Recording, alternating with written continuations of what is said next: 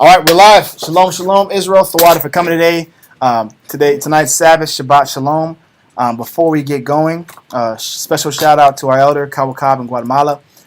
Special shout out to the brothers, our brother camps out there in Norfolk, Virginia, Rochester, New York, and Houston. Whether they're doing their job, teaching, disseminating the word, giving information in the Most High, helping our people come back and reconcile in Christ. Today's topic is important. The time of year calls for it. And to prove that, let's go to Ecclesiastes 3 real quick. The time of year calls for it because what we're going to start seeing, or we've already been seeing, there's a lot of natural disasters occurring in the world, all across the world. You know, during this time, it's monsoon season, it's hurricane season, it's tornado season. You know, it just seems like all the natural disasters happen between the periods of March all the way till August. That's when the most destruction on earth happens. All right, but the Most High designated and understood there's a time designated for this particular destruction. All right, give me that Ecclesiastes 3 and verse 1 real quick, and we'll jump. Come, Ecclesiastes in the Bible, chapter 3, verse 1 reads. We didn't went there pretty quick. Just keep running down until I tell you to stop. Come, to everything there is a season, and a time to every purpose under the heaven. So the Most High is very orderly. Everything he does decently in order. When he wants to sit here and cause destruction, he has a time designated for that. When he wants to cause peace, he has a time designated for that. When he wants war, there's a time designated for war. And we, as strategists or as man, have picked up on this as well. You know, you don't go to war in the dead of winter. Why don't you go to war in the dead of winter? Because of logistics. Yep, transport, food, the severe cold. There's a lot of different factors that will prohibit you physically from going to war. Now, some people try to force the course. We know in World War World War II rather, the Germans went to war in the winter, and that destroyed half of their forces. They tried to go at Russia. That was the cause. That was one of the major causes of their downfall, because they wanted to go against nature.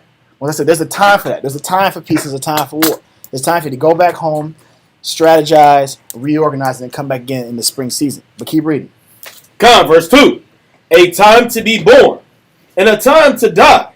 A time to plant, and a time to pluck up that which is planted. We understand that in farming as well. There's a time to plant seeds. Right now is not the time to plant seeds. It's a time to plant your herbs, time to plant your crops, time to plant your fruits. And then at the end of that period, August, September time, you pluck those up. You harvest what you've been planting, what you worked for. All right, read on. Verse 3, a time to kill, and a time to heal, a time to break down, and a time to build up. That's all I want from that. So the point that means, the Most High has a designated time and designated season for everything in life. Now we're going to find out what expedites or what causes that season to ramp up. All right, there is a time, there is a natural season on earth where there's going to be heavier rainfall. There's going to be more frequency in earthquakes. There's going to be more droughts. But what could amplify that, or rather prolong these seasons that were supposed to only be for a short time? So let's get into it. Let's go to Proverbs chapter 30 and verse 21 real quick. You got that charger. You have a charger? Oh, yeah. If I'm going too fast, please let me know. Please let me know. Read that, sir. Proverbs chapter 30 and verse 21. Mm-hmm. Proverbs chapter 30, verse Pull all 21. that sweet stuff on me. It says, "For 3 things the earth is disquieted." So he says there's 3 things that disquiets the earth. All right? Now, the first thing to understand is he's not talking about Mother Nature, Gia, whether names and idols they associate earth with. Yeah. He's talking Gaia. That's what Gaia, Gia. Pangea. No, Pangea is the splitting of the earth. But the point is, he's talking about there's spirits that operate and control the different facets, spirits or angels that control the different facets on earth. Now, before we get into that, we got to figure out what does it mean to disquiet. Give me disquiet in 1828, and someone else give me Ecclesiasticus and the Apocrypha, chapter 39 and verse 28 through 31. 1828, Webster's Dictionary. What you laughing at, man? Oh, okay. He gets that quick, bro. Yeah. Oh, but kind of. Steady hands, The definition, man. Steady hands, man. All right, what you got? Disquiet, 1828, Webster's Dictionary. To disturb, to deprive of peace, rest, or tranquility, to make uneasy So or restless. Give me the one.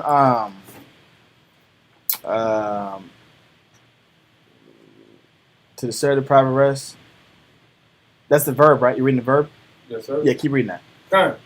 To disturb, to deprive of peace, rest, or tranquility. So he's saying before I was disturbed, before these spirits were disturbed, certain action had to take place to disrupt the peace and harmony on earth. Meaning, when everything is set in order and everybody follows follows the path, follows the life structure that they were designated to follow, there's harmony on earth. The seasons can operate correctly. The people can operate correctly. The beasts can operate correctly. He said, but when things get out of order, that's when the spirits, that's when the things on earth become disrupted. We're going to find out what are these things that become disrupted and how does it affect us. But keep reading that definition. Okay. To make uneasy or restless, to harass the body, to fret or vex the mind. So is this saying that the earth itself the earth has a mind and it's getting vexed? Or is there something else to this? Who's getting vexed? When it says, for three things the earth is disquieted, it's saying there's three things, and there's a fourth that really it can't bear. But three things specifically, the earth or the spirits, or rather God, the Most High, cannot, it vexes his mind. It incites his wrath. We're going to find out. Give me that Ecclesiastes 39 and verse 28. Now, before we get into that, the Apocrypha. If you come from a Christian background, a Catholic background, more times than not, this is probably a book that was not read before, but this was a part of the Holy Bible, the 1611 Holy Bible. It was taken out of the scriptures in 18. Some say 1828, some say 1881, but it is the gap of time after the fall of the Assyrian Empire, during the Greeks leading up into the Romans. It's about a 300 period of time that was missing from the Bible. 400 years, all right? So this is canonical. This is the Holy Scriptures. It was taken out of the Bible in 1828 by the Catholic Church. It's called the Apocrypha, or rather hidden books. So, damn, that's strong. Give me that slack. I'm trying not to curse on camera, but that was pretty strong. Give me Ecclesiastes 39 and verse 28 real quick. God, Ecclesiastes 39, verse 28. There be spirits that are created for vengeance. So there's spirits that are created for vengeance. Meaning what? The Most High is vengeful. Christ was vengeful. God is vengeful. If you offend him, there's a repercussion behind it. It's not all mercy and it's not all love. Like we read earlier, there's a time for love, but there's also a time for hate. There's a time for destruction. There's a time to build up. There's a time to break down. This is how our Creator thinks. This is how he operates. So there's spirits specifically designated to destroy and wreak havoc on earth. Keep reading. God, which in their fury lay on sore strokes. It says, in their fury and their anger, they lay on sore strokes, meaning destruction. Read on. In the time of destruction, they pour out their force. Meaning when they're given the green light, when they're given the go, they give their force. They don't lack. They're not holding nothing back. They got to be the ones held back. Remember, for those that know the story, when David was sinning, and the Most High gave him three choices to appease his wrath, David said, Lord, I'm going to leave it in your hands because you're more merciful. He didn't want to be responsible for that. But if you're reading that story in the fine lining, it said the Most High had to stop the angel because he was going to keep going, keep destroying. I want to say like 70,000 souls were lost that day. He wanted to keep killing with the pestilence, keep killing with the plague. The angel itself was going to keep going, but he had to be stopped by the Lord. So these angels, when it's time for them to go, they're going to go. They're on their job. They're on, look, and they're A students. They're going to give you their best. They're going overtime. Bar none. So they're winning Employee of the Month every month. They're going above and beyond. But this is how they operate. They operate in strength, and they love, say it, they love their opportunity to come true. Keep reading. God, and appease the wrath of him that made He says, because their job is to make sure that this power, the big guy, is no longer angry. When the big guy's angry, everybody's uncomfortable. So we're gonna make sure we do our best to make sure, hey, this thing gets mitigated quick. Lord, if it's my time to go, let me go. Remember in Job? No, it wasn't Job. It was another guy. Not Ahaz. Remember when they're counseling to see how can we deceive this guy? Yeah, yeah. and Second King. Yeah, but who was the guy they're talking about that? Ahaz. Was it Ahaz? Ahaz. Yeah, the son of lion spirit. So, just to give y'all background on the story, there was a king that was really wicked. So God held a convention. He had a council. He said, "All right, this is what we're gonna do." I did all my death angels line up.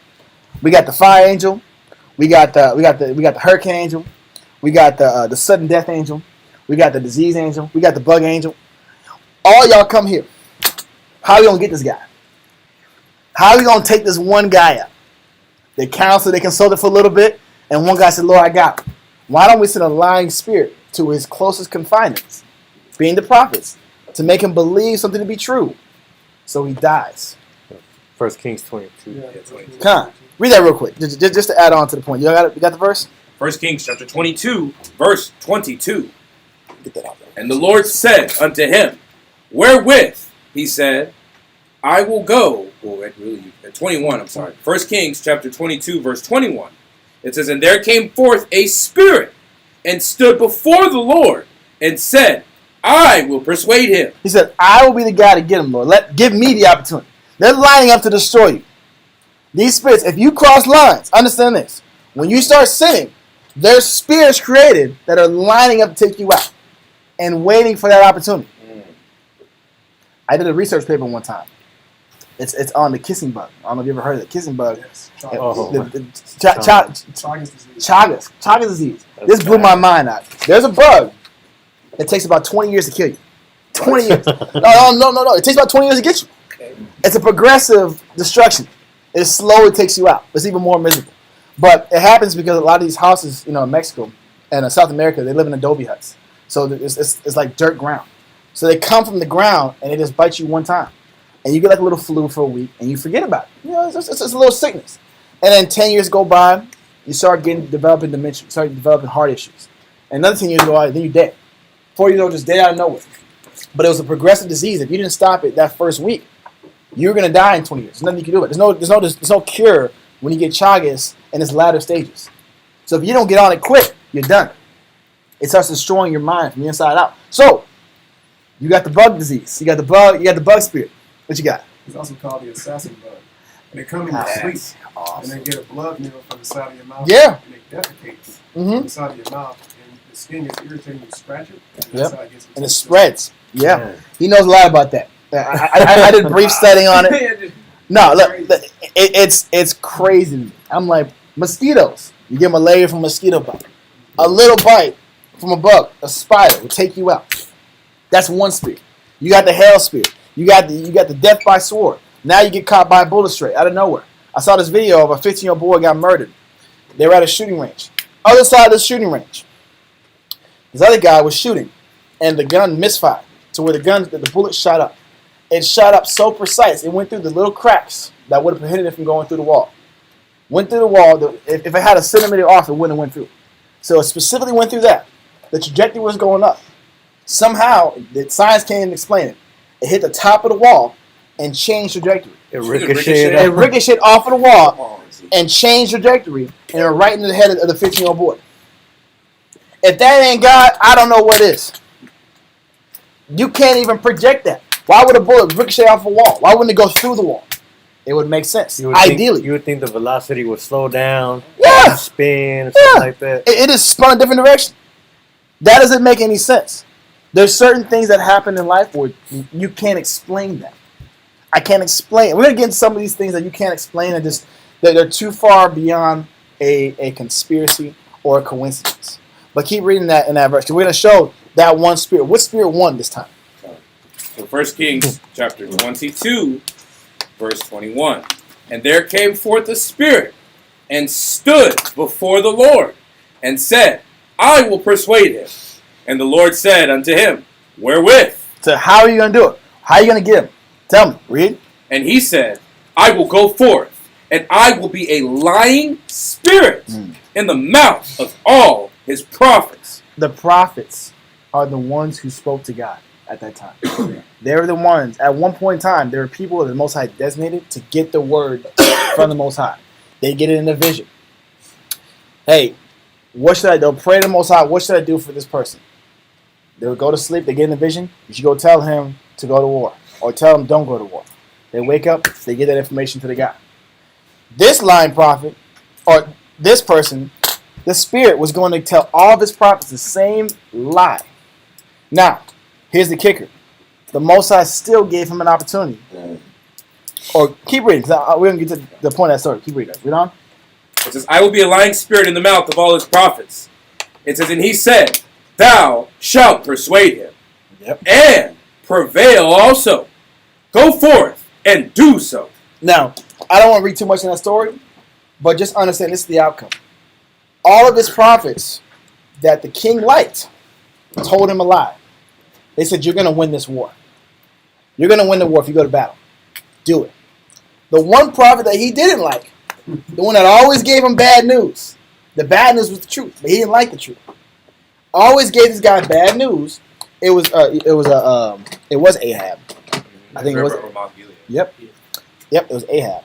Ahab did not like this one guy. I forgot what his name. Malachi or No, not. It's start with an M. it did start with an M. But the point is that prophet started with an M. Micaiah. Micaiah. Yeah. Micaiah always gave the real. He didn't tell you what it is. He said, look, first Micaiah, when he was asked by Ahab, should I go to war? This after all of his advisors said go to war. He said, yeah, you're going to win the Lord. You're going to win. Go do it. Mind you, Micaiah's in prison right now. He got locked up for telling the truth. He said, you get locked up for being real. He said, okay, I don't believe you, Micaiah, because you're the guy that normally gives me the bad news. So tell me the real. So, okay, if you want the real, you're going to die if you go to war. You're going to die. I knew it. I knew you always going to give me bad news. You were always against me, Micaiah. He said, okay, well then, good luck to you. Sure enough, he died. Sure enough. Because he didn't want to hear the real. But the point is, that is a spirit. A lying spirit. You ever ask somebody, it just feels like everybody's just lying. Everybody seems to be against you. That means there's a spirit put out to make you feel that way. Because it's actually happening. It's not in your head. It's actually happening.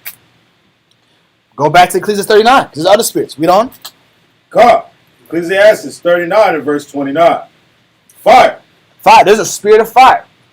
Last year, we were going over a class called The Most High Kills. This is a variant of it, but it's the same concept. In Brazil, there was about 9 million acres of land caught on fire, and it burned for about a month and a half straight. Similar circumstance. Same thing's going on right now. I think it's in Chile. They said, we haven't had a fire like this ever in my lifetime. It's burning crops. It's burning all types of vegetation. It's destroying homes, countless homes. What it's showing is there's flames that get ignited. There's natural flames. There's natural wildfires. California's always on fire. Always on. It's always on fire. 9/11, you see faces in the buildings. You Huh? said it was spirit. Huh? What you got? You know. Did you want that? Psalms 104:4. The angels being flames. I don't go there. I know what you're going, but no, I won't go there. But the fire is just one element, one aspect to let you know, hey, this is not normal. There's a divine interference going on here. The Most High is igniting this flame. All right, read on. And hail. Mm-hmm. And famine. And death. All of these were created for vengeance. Now, normally we'd break down every single aspect of this, but I want to kind of get through it.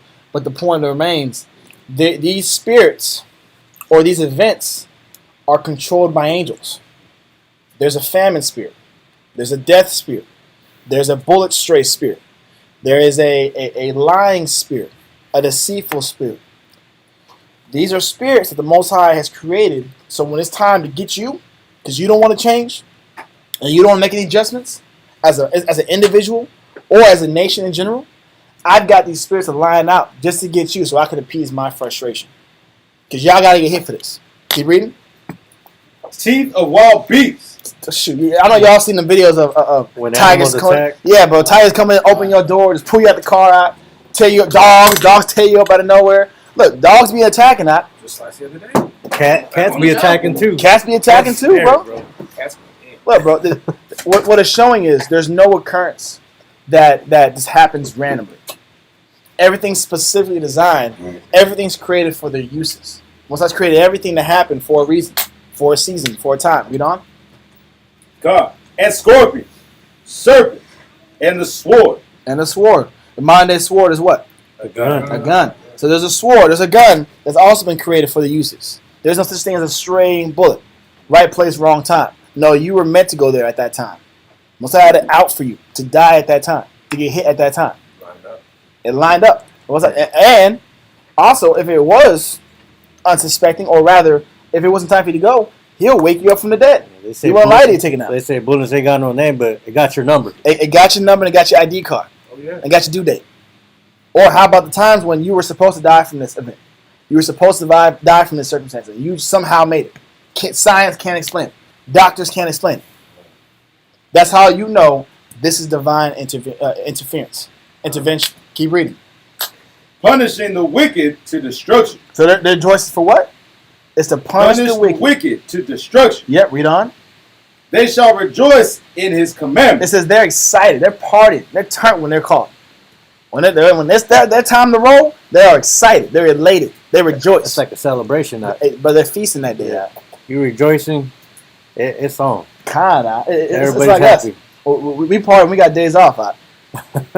Look, they party when it's their time to roll. When it's time to work, that's when they're excited about it. Right. They had too many days off. They want to get active about it.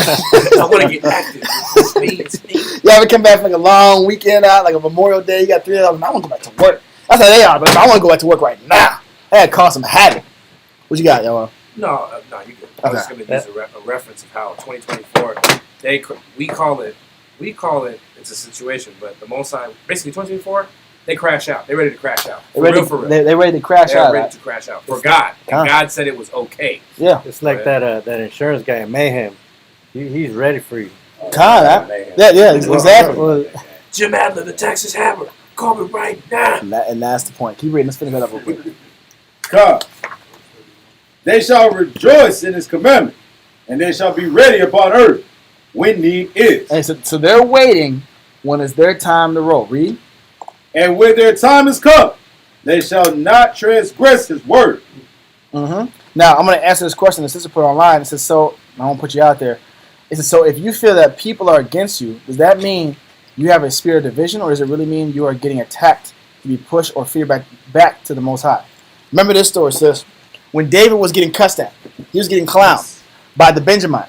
Now, David was a newly elected king, but he was making mistakes. He committed adultery. He did a census that was unlawful. His household in shambles.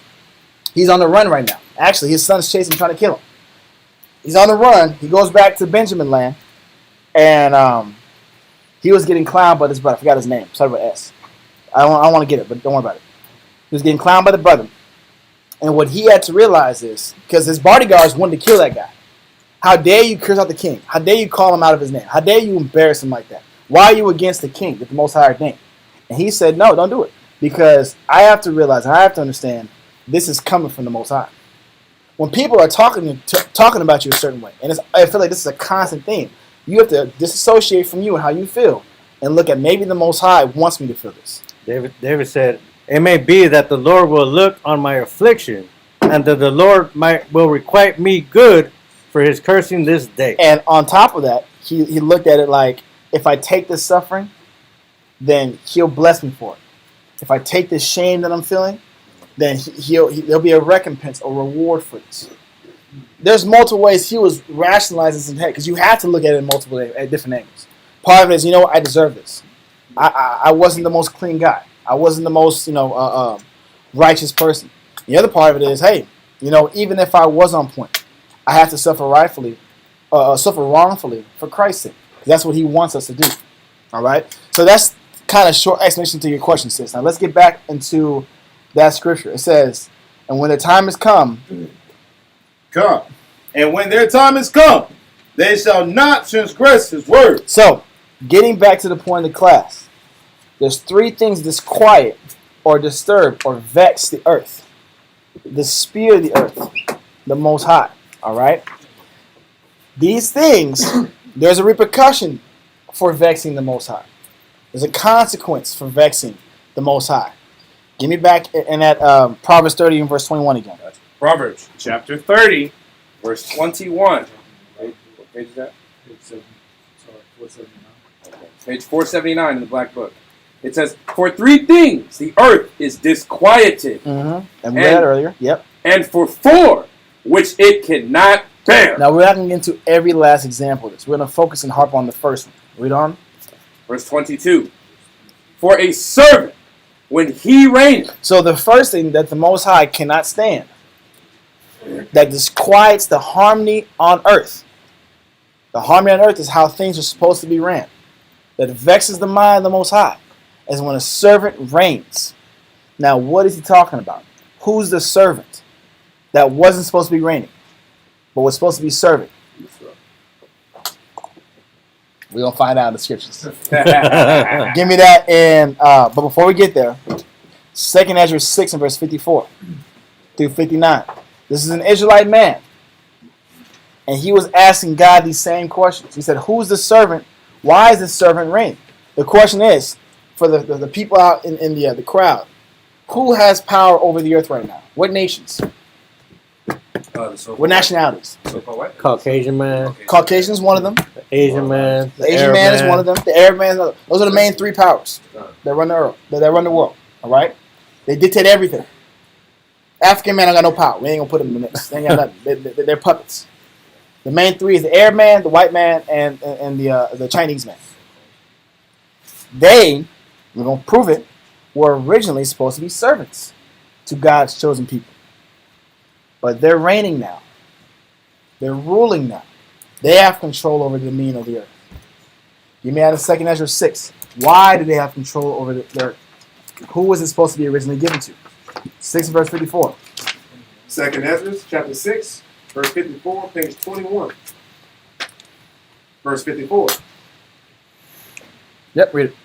And after these, Adam also, whom thou madest Lord of all thy creatures. So Adam being, we already know the Adam and Eve story. Adam was the first, he wasn't the first man created. He was the first ruler created. And the first man to be given the spirit of the Most High. Remember, all creation was made on the 5th day. All the beasts on the earth. There was people walking around on the 5th day. But as we know, in Psalm 78 verse 22, when we're ignorant of God, we have no knowledge of God, we're beasts before him. The beasts on the 5th day were the people on earth that had no understanding of how the Most High operates. Had no understanding of right. All they knew was their carnal inclinations. What's a carnal inclination? Go to sleep, procreate, and survive. That's all your focus is. That's what an animal does. That's what a dog does all day. He wags his tail, he licks his owner, eats food, drinks water, uses the bathroom, and lays down. That's all his day consists of. That's how we operated before Adam was given the breath of understanding. Just to get some backdrop for new students. Keep reading. 2nd Ezra 6 and 54. And after these, Adam also, whom thou madest Lord of all thy creatures. Of him come we all. Yep, so we all come from Adam. We understand that. Read on. And the people also, whom thou hast chosen. But the scriptures separates. There's a people that was chosen that comes from the origin. Not everybody was chosen. Not every nation was ordained to reign. Was ordained to be his personal priest. Read on. Verse 55. All this have I spoken before thee, O Lord, because thou madest the world for our sake. So who was the world created for? The Israelites. The so-called North, Central, and South American Indians. The so-called black man. The so-called Haitian man. The so-called Dominican man. That was who the world was created for. That was who's supposed to be reigning and ruling and having the respect. Not those that are currently in our social economic failures. Our current systematic failures. Our current oppressions. That where we are in state right now is not how we were supposed to be operating. But we made mistakes. We sinned. We transgressed the law. So therefore we lost that right. But Ezra is asking God, I understand the origin. I understand the world was originally created for us. Keep reading. Verse 56. As for the other people. Now he's speaking for the others. Because if there's a chosen, that means there's what? the not chosen, And unchosen. Some were chosen, and a lot weren't chosen. He said, as for the other people that came from Adam, read on. As for the other people, which also come of Adam, Thou hast said that they are nothing. They are kings. They are nothing. They are valued. They are nothing. They should be leading the world. They are nothing. The other people in the beginning were not supposed to be anything in his eyes. They weren't supposed to have any type of authority over us. This isn't about being racist. This isn't my words. This is God's words. In the beginning, remember, the Most High has everything done decently and in order. There was an order to everything. The servant was never supposed to be over his master. That's out of order. And this is what disquiets the harmony on earth. You were never supposed to be the kings. You were never supposed to have control and dominion over the entire earth. You were never supposed to oppress the kings and the rulers and the priests of my chosen class. But you are now. And this is what Ezra's saying. I know how it's supposed to be done, but why is it like this now, Lord? Why are we servants? Why are we slaves? Why aren't we leading? Why don't we have anything? Why are we so sad? Why are we so defeated? Why is there no hope amongst our people? Keep reading. Thou hast said that they are nothing, but be like unto spittle. They're like spittle. They're like spit. When you spit, you don't think twice about spit. You spit on earth and keep it stepping, or you smush it with your foot and keep going. That's how valueless they were. Read on. And has likened the abundance of them unto a drop that falleth from a vessel. Yep, same concept. You got a barrel of water, you got a water bottle, you spill a little bit, run down your cheek, you're not thinking about refilling my whole water bottle because I lost one little drop of water. You're not gonna go and pick it back up, try to scoop it up. Nah, bro. It's gone. It's gone. It's out of there. This is how he looked at the rest of the nations, the rest of the world. Read on. Verse 57. And now, O Lord, behold, these heathen, which have ever been reputed as nothing, have begun to be lords over us and to devour us. But we, thy people, whom thou hast called thy firstborn. He said, hold on. The people that were originally supposed to be nothing, the heathen, are now not only ruling, but devouring us, taking advantage of us, exploiting us. He says, but we, Lord, were your people. We were your firstborn. The firstborn is supposed to get all the blessing, all the benefits, all the authority. Read on. But we, thy people, whom thou hast called thy firstborn, thine only begotten. He said we were his only begotten. Now he created everybody, but he only claimed us. He only claimed us, only adopted us as his personal children. Read on. And thy fervent lover. And his fervent lover. We were also called his wives in Isaiah. Isaiah 54 and verse 5. Look at the value that he put on us as a people. He put us up here. But why are we down here? That's what he's asking. We're supposed to be the kings, supposed to be the beloved, rich, have abundance. We have nothing. Where's the disconnect? How did this happen? Read on. Thy only begotten and thy fervent lover are given into their hands.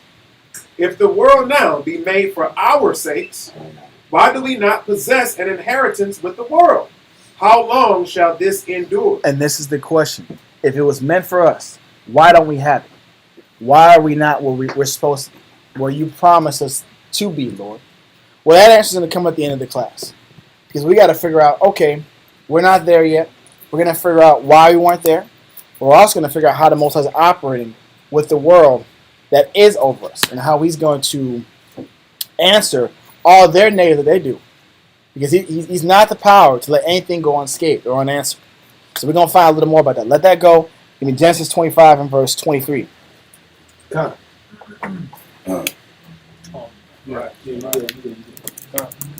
Genesis chapter 25, verse 23. And the Most High said unto her, 2 nations are in thy womb. So now we're going back into our nativity. All right? We're going to keep proving who these servants were. I don't want y'all to just take it for my face value. I want to just take my words for it. You know, I said it was the so-called Arab man, the Chinese man, and the white man. But we're going to prove it in the scriptures. Read that from the top. Genesis chapter 25, verse 23. And the Most High said unto her, 2 nations are in thy womb, and 2 manner of people shall be separated. Now, is it possible to have 2 nations in a woman's womb at one time? Is that physically possible? From our understanding. Well, I'm talking about physically. Yes, it is.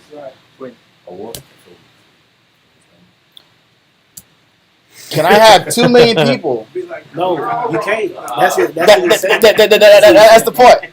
You can't have many multiple more than 20. You can't even have 2 tribes. The tribe is like consists of like a minimum of 10 people. You can't have 2 tribes in one room at one time. I know you was being facetious, but the point remains.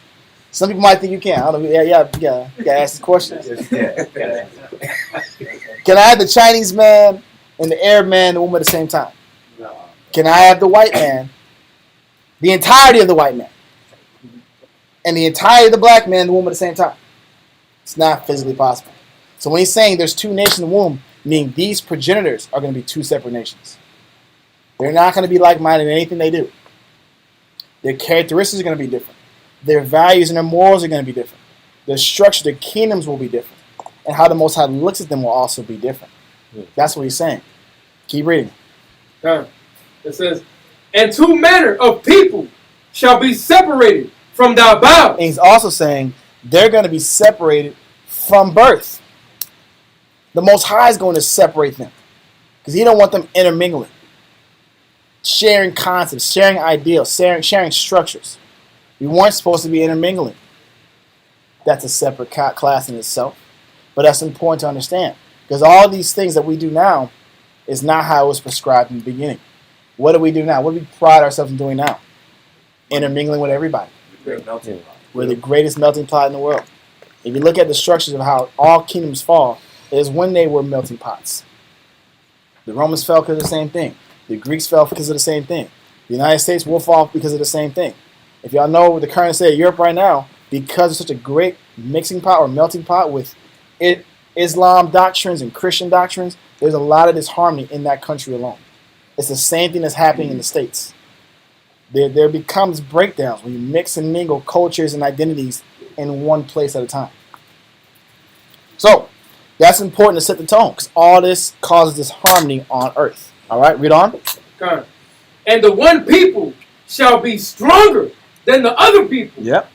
And the elder shall serve the younger. The elder from the beginning was supposed to be the servant of the younger. The so-called white nations, the Edomites, were the eldest born of that womb. Jacob was the youngest born. Jacob is the progenitor of the 12 tribes of Israel, God's chosen people. Esau is the progenitor of the white nations. Esau was born first. Jacob was born second. Esau was supposed to be what? It says, and the one people shall be stronger than the other people. No, Esau was not stronger than the other people. Esau was going to be the servant of the other people. The stronger nation was our people. The strength was we had the backing of the Most High. When God's with you, no one can be against you. There was no power that could take you out. We were the stronger nation based off of who we follow. Read on. And the elder shall serve the younger. And when her days to be delivered were fulfilled, behold, there were twins in her womb. Let that go. Give me Deuteronomy 28 and verse 1. I'm just saying the tone will explain who was the servant. Because the Bible says, for a servant when he reigns, disrupts or vexes the mind of the Most High. The servant was not supposed to be the ruler. Come. Deuteronomy chapter 28, verse 1 reads, and it shall come to pass, if thou shalt hearken diligently unto the voice of the Lord thy power, to observe and to do all his commandments, which I command thee this day, that the Lord thy power will set thee on high above all nations of the earth. So, to answer Ezra's question in 2 Ezra 6, if we just did what we were supposed to do, Deuteronomy 28, from verse 1 to 14, this is all the blessings and all the benefits of following God. From 15 to 68 is all the curses of what's going to happen if you don't follow God. That's another class in itself. But what he's explaining is, if you do what you're told, you'll be above all nations on the earth. You'll be the dominating class. Read on. Come, verse 2. No, that's it. Give me Genesis 27 and verse 40. Genesis 27 and verse 40. So we're setting the tone. We're setting the tone. Who was a servant? The so-called white nations were supposed to be the servant. The so-called Negroes, West Indians, Haitians, Dominicans, Central Americans, Puerto Ricans, Cubans, North American Indians, Seminole Indians, Brazilians, Argentinians, and Mexicans were supposed to be the ruling class of the earth. Read on. Genesis Genesis chapter 27, verse 40, page 21. It says, "And by thy sword shalt thou live." Now Esau, the white nations, was blessed. This is another identification or identifying factor in how we can identify who was Esau. They'll be blessed with the sword. Through history, how has the United States remained or kept their power? Through war, Through warfare. economics. But that's another one. But Yeah. I think war calls it, or it's called the industrial military complex. The military industrial complex. Meaning, I enforce rules by my force. Not through persuasion, not through we're just a dominating culture, not because you just like us so much. No, if you don't follow us, you're going to be bombed to death. Yeah. Or unipolar hegemony. What they are unipolar hegemony and it's backed by the dollar because you have to go through the dollar to get anything done. Because for a time, it's slowly moving away from the dollar. But for a long time, if you didn't go to the United States, you couldn't get anything accomplished.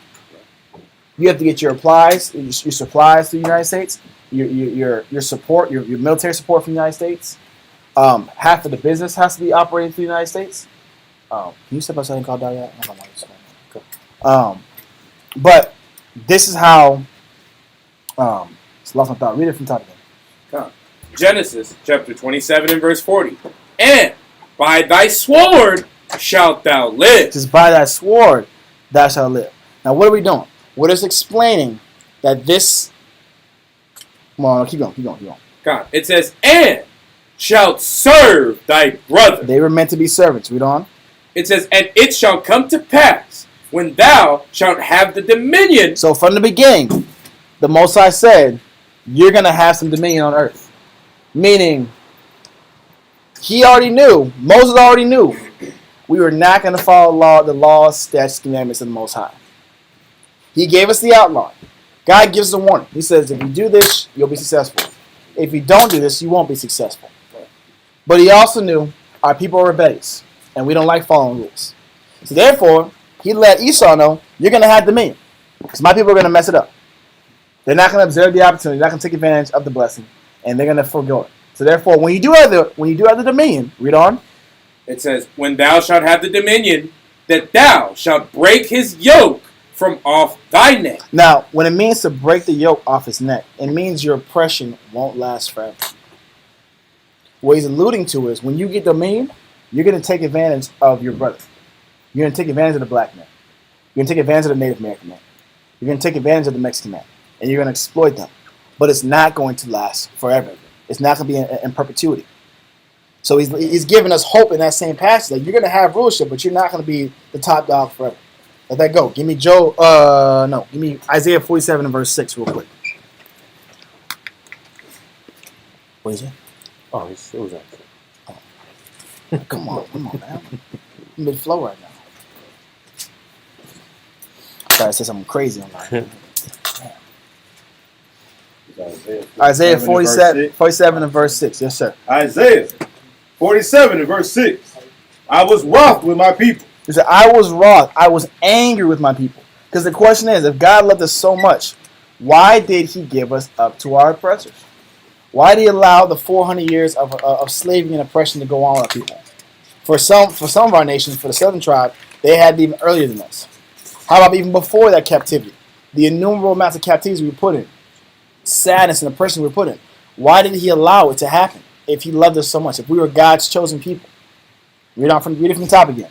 God, Isaiah 47 and verse 6. I was wroth with my people. I have polluted mine inheritance and given them into thine hand. He said, I was wroth and I was angry with my people. I punished them because they didn't want to follow me. And I had to show them, you're going to follow somebody. You're going to lock into something. Now, that doesn't give the nations the scot-free pass to do what they did to us. And he's going to say that. Read on. Thou didst show them no mercy. Upon the ancient hast thou very heavily laid thy yoke. And this is one of the reasons why he said it disrupts or vexes him when the servant reigns. Because when the servant gets the opportunity to reign, he can't control himself. He wants to inflict all type of oppression that even he himself was not subject to. He wants to go above and beyond the consequence, above and beyond the torment. This is what the nations did. We studied who started the slave trade. It wasn't the white man. It was the Arab man. Who started it and who kept it going? They started in the 900s, and they kept it going in the 1900s. The white man just picked it up, saw it was big business. They made a business move. They pulled a Trump out. That's how they're very, very business savvy. But who started it? Who kept it going? The African man, who's not our people, by the way. The African man sold us. Everybody was against us. He said, these people, their punishment is coming for them. But this is what happens when you give them some power. This is what happens when they're allowed to reign. They can't handle it. But he had to put us in a situation because we couldn't handle it either. Because we didn't want to lock in. So he had to show us, if you don't want to lock in, this is the other alternative. Slavery, oppression, poverty, economic, social, mental oppression. Read on. Oh, let that go. Give me Job 9:24.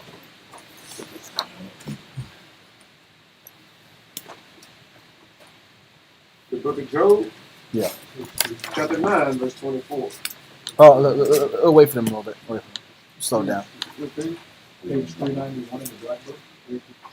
So what we're doing, we're still establishing that the earth, we're proving first and foremost that the servants are reigning right now. The servants who are wicked, by the way, who follow Satan, who don't follow God's laws, are the ones in control. Give me that real quick. Job chapter 9, verse 24. The earth is given into the hand of the wicked. The earth is given to the hand of the wicked. The servants are reigning right now. And unfortunately, they don't want to follow God. Their foundation isn't built off of a biblical principle. Their foundation isn't pleasing the Most High. Their foundation is getting what they want, oppressing who they got to oppress, and stepping on who they got to step on. Read on. He covereth the faces of the judges thereof. And when it says he covers the faces of the judges, he has the power to hide the face or the voice of the truth. You can't speak the truth without being blackballed. You can't tell another person what it really is, what your gender really is, what God really feels about situations, how you should really operate, who you should really marry or not marry, without being blackballed and being hidden. Cancel. Cancel culture is how society, or propaganda, that society has operated for a very long time. If you want to control the masses, if you want to control their way of thinking and operating, you control what information they're allowed to perceive, what information is allowed to be available. He says they have the ability, the wicked have the ability to hide the face of the judges. The judges are the ones who correctly disseminate God's word. I'm going to hide the truth from you. Instead of promoting the truth or true biblical pastors, I'm going to promote demons. The Joel Osteens of the world. The what's that? We talked about them on Monday. TD Jakes of the world. Creflo Dollar. Creflo Dollar. These are who they promote as you should follow these guys. That's not who God wants you to follow. This is why these allegations are starting to slowly come out. These guys are not the ones to follow. The Most High is still hinting and telling us don't follow him. But most of our people are sheep. Most of our people don't read between the lines.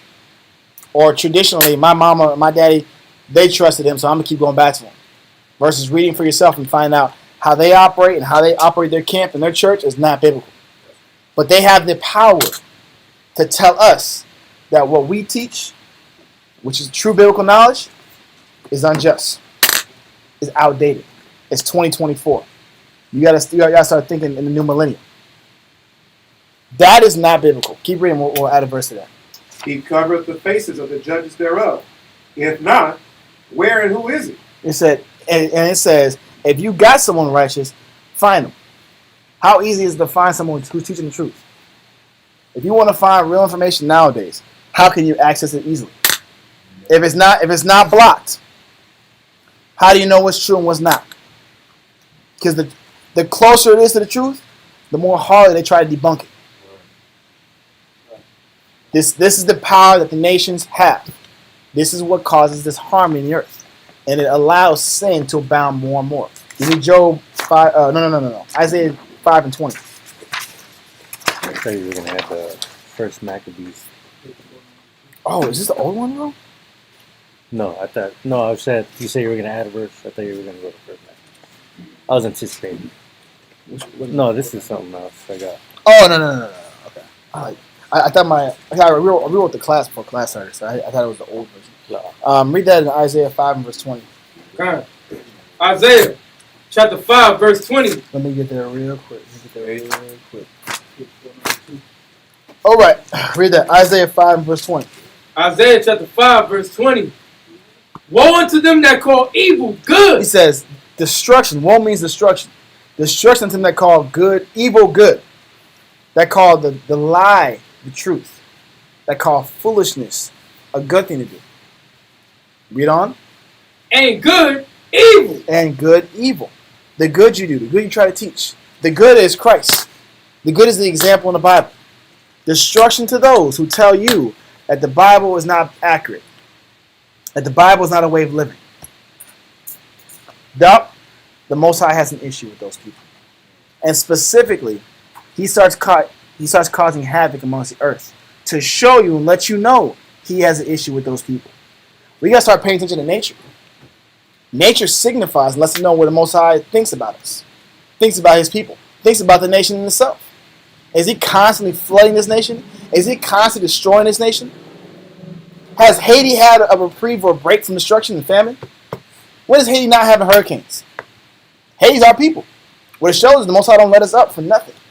When we make mistakes, when we constantly transgress, he destroys our people. Or in the lighter sense, you say good, evil, like, oh, my dad got a good job. He got insurance. Like, oh, Yeah. You guys got insurance? Oh, you guys got dental insurance too? Yeah. You know? But no religious backing it up. Or my dad, he got the bag real quick. He Yeah. stays home. I see him all day. We kick it, play video games.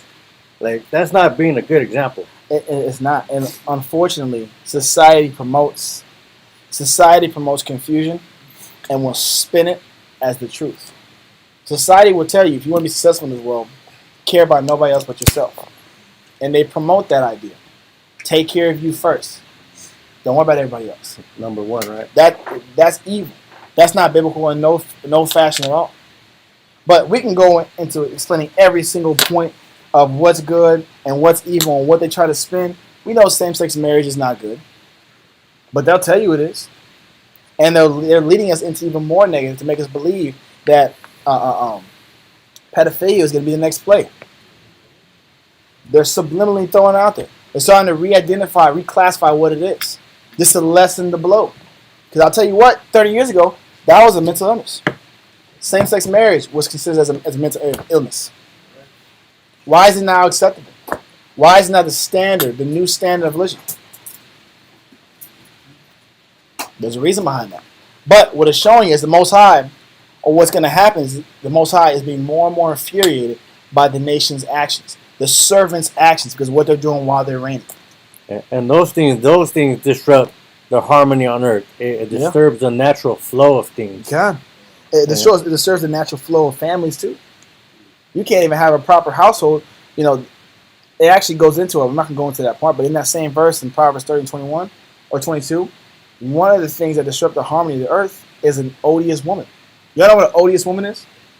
It's a hateful woman towards God or man. What's promoted nowadays? To hate your man. They might not say the words, but what is the common consensus amongst women? Men ain't ish. They can't do nothing for you anyway. They take advantage of them. Take advantage. Get what you can from them and move on. What have they done for the American family? Ain't done nothing for them. Only increase more divorces. Only increase more single women. More unhappiness. But society tell you on the right track, girl. You doing your thing. You living your best life right now. Yes.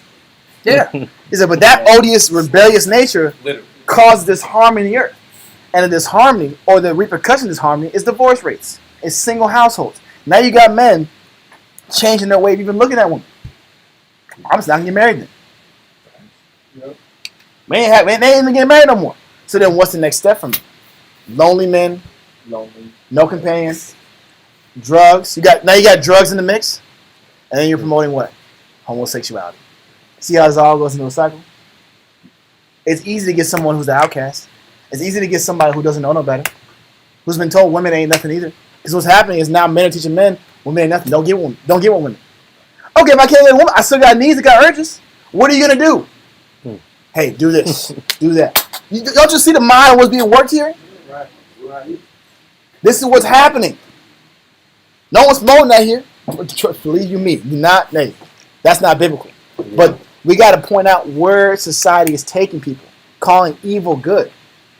It's a good thing to be alone. Bible says it's not. It's just wanting them who's alone. Right. Everything they say is opposite. It's contrary. Yeah. But keep reading that verse. Time. Isaiah chapter 5, verse 20.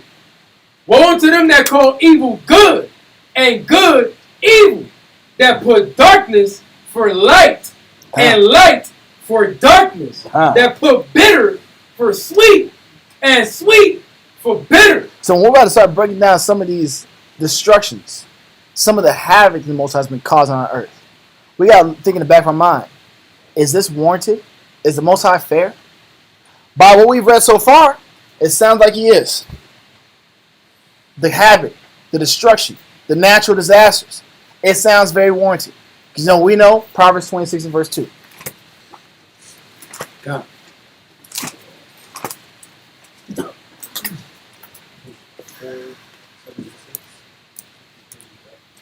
Come. You ready? Yeah. I got it. 26. Yeah. Proverbs 26 and verse 2 and 3. Come. Proverbs chapter 26 and verse 2 reads, as the bird by wandering, as the swallow by flying. So what's happening? I just want to set this up.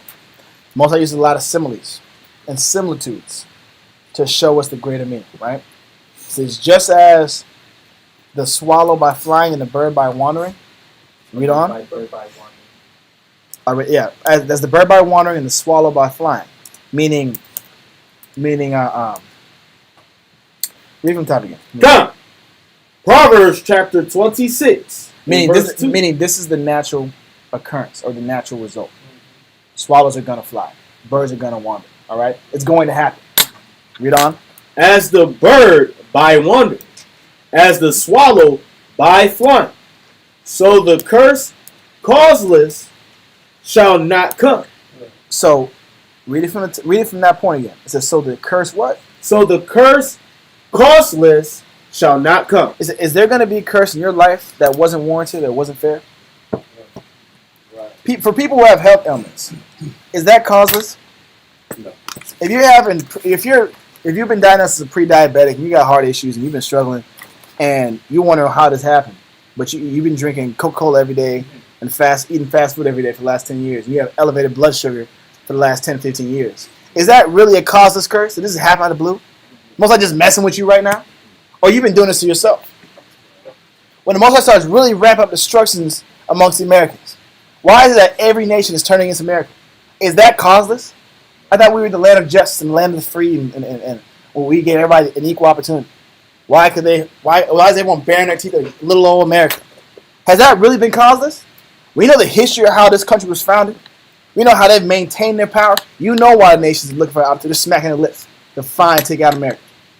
We've done everything to offend every single ally and neighbor in history.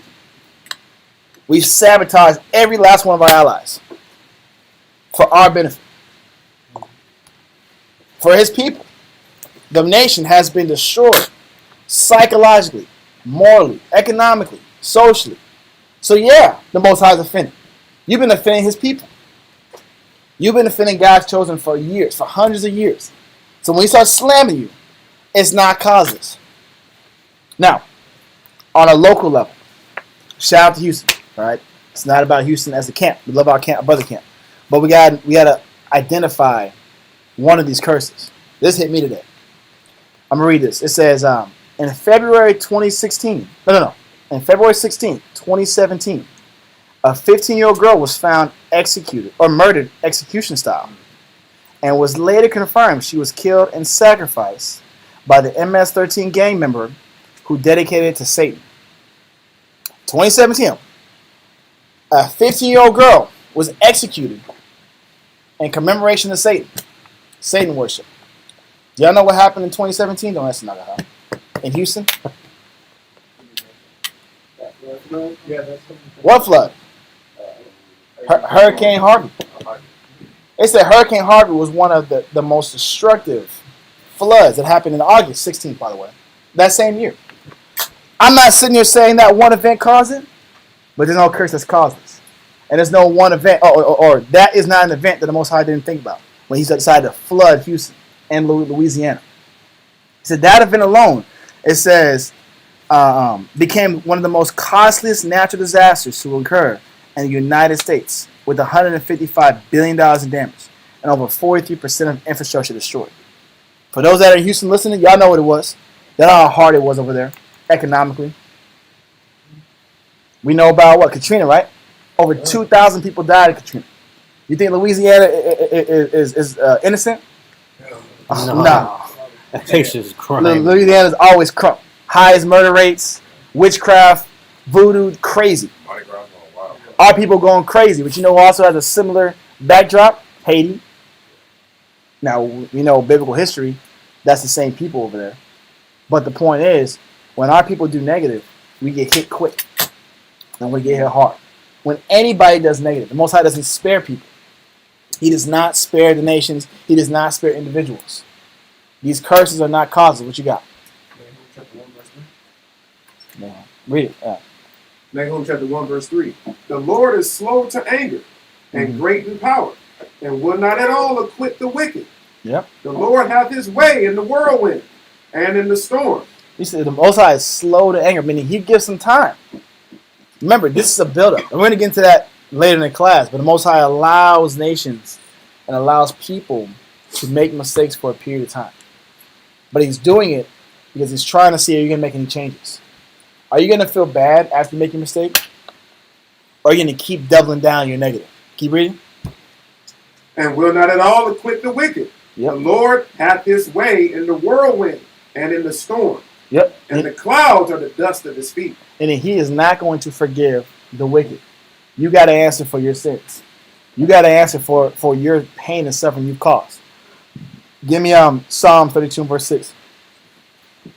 Psalms 32 and 6. Yep. Psalms chapter 32, verse 6. You would think a flood would change our mindsets.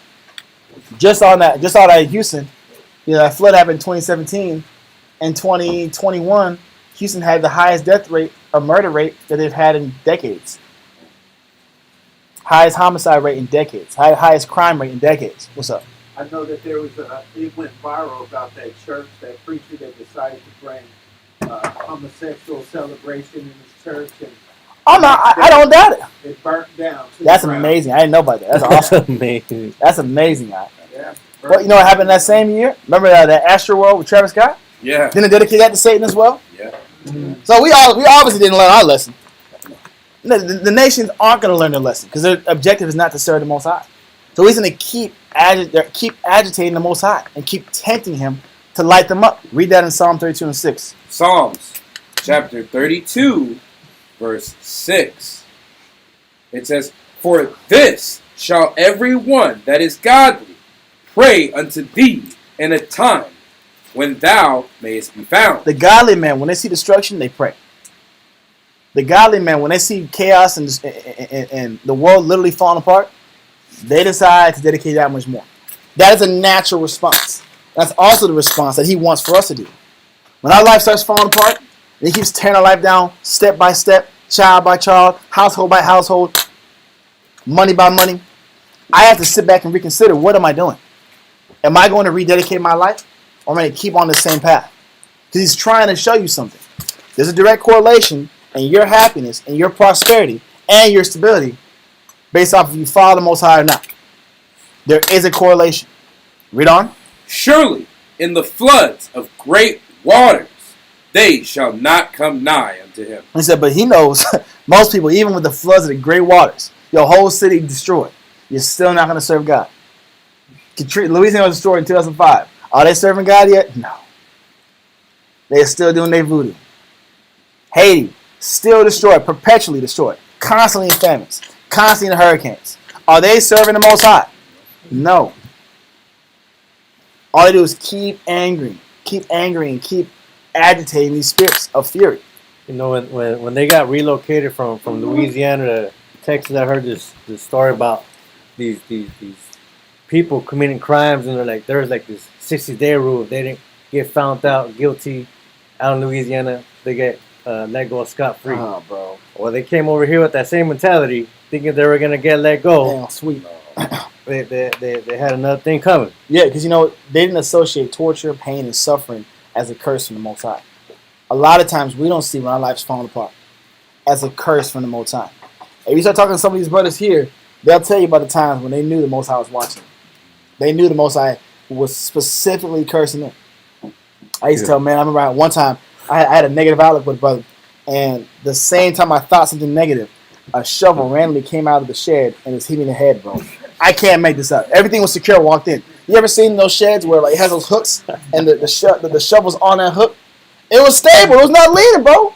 How is it that when I have a negative thought, it just unhinges and hits me in the head, bro? Tag me. And I immediately tell one of our elders, hey, bro, I had a bad thought. Right on the head. You saw it happen. He said, you good? I said, I had a bad thought. It caught me slipping.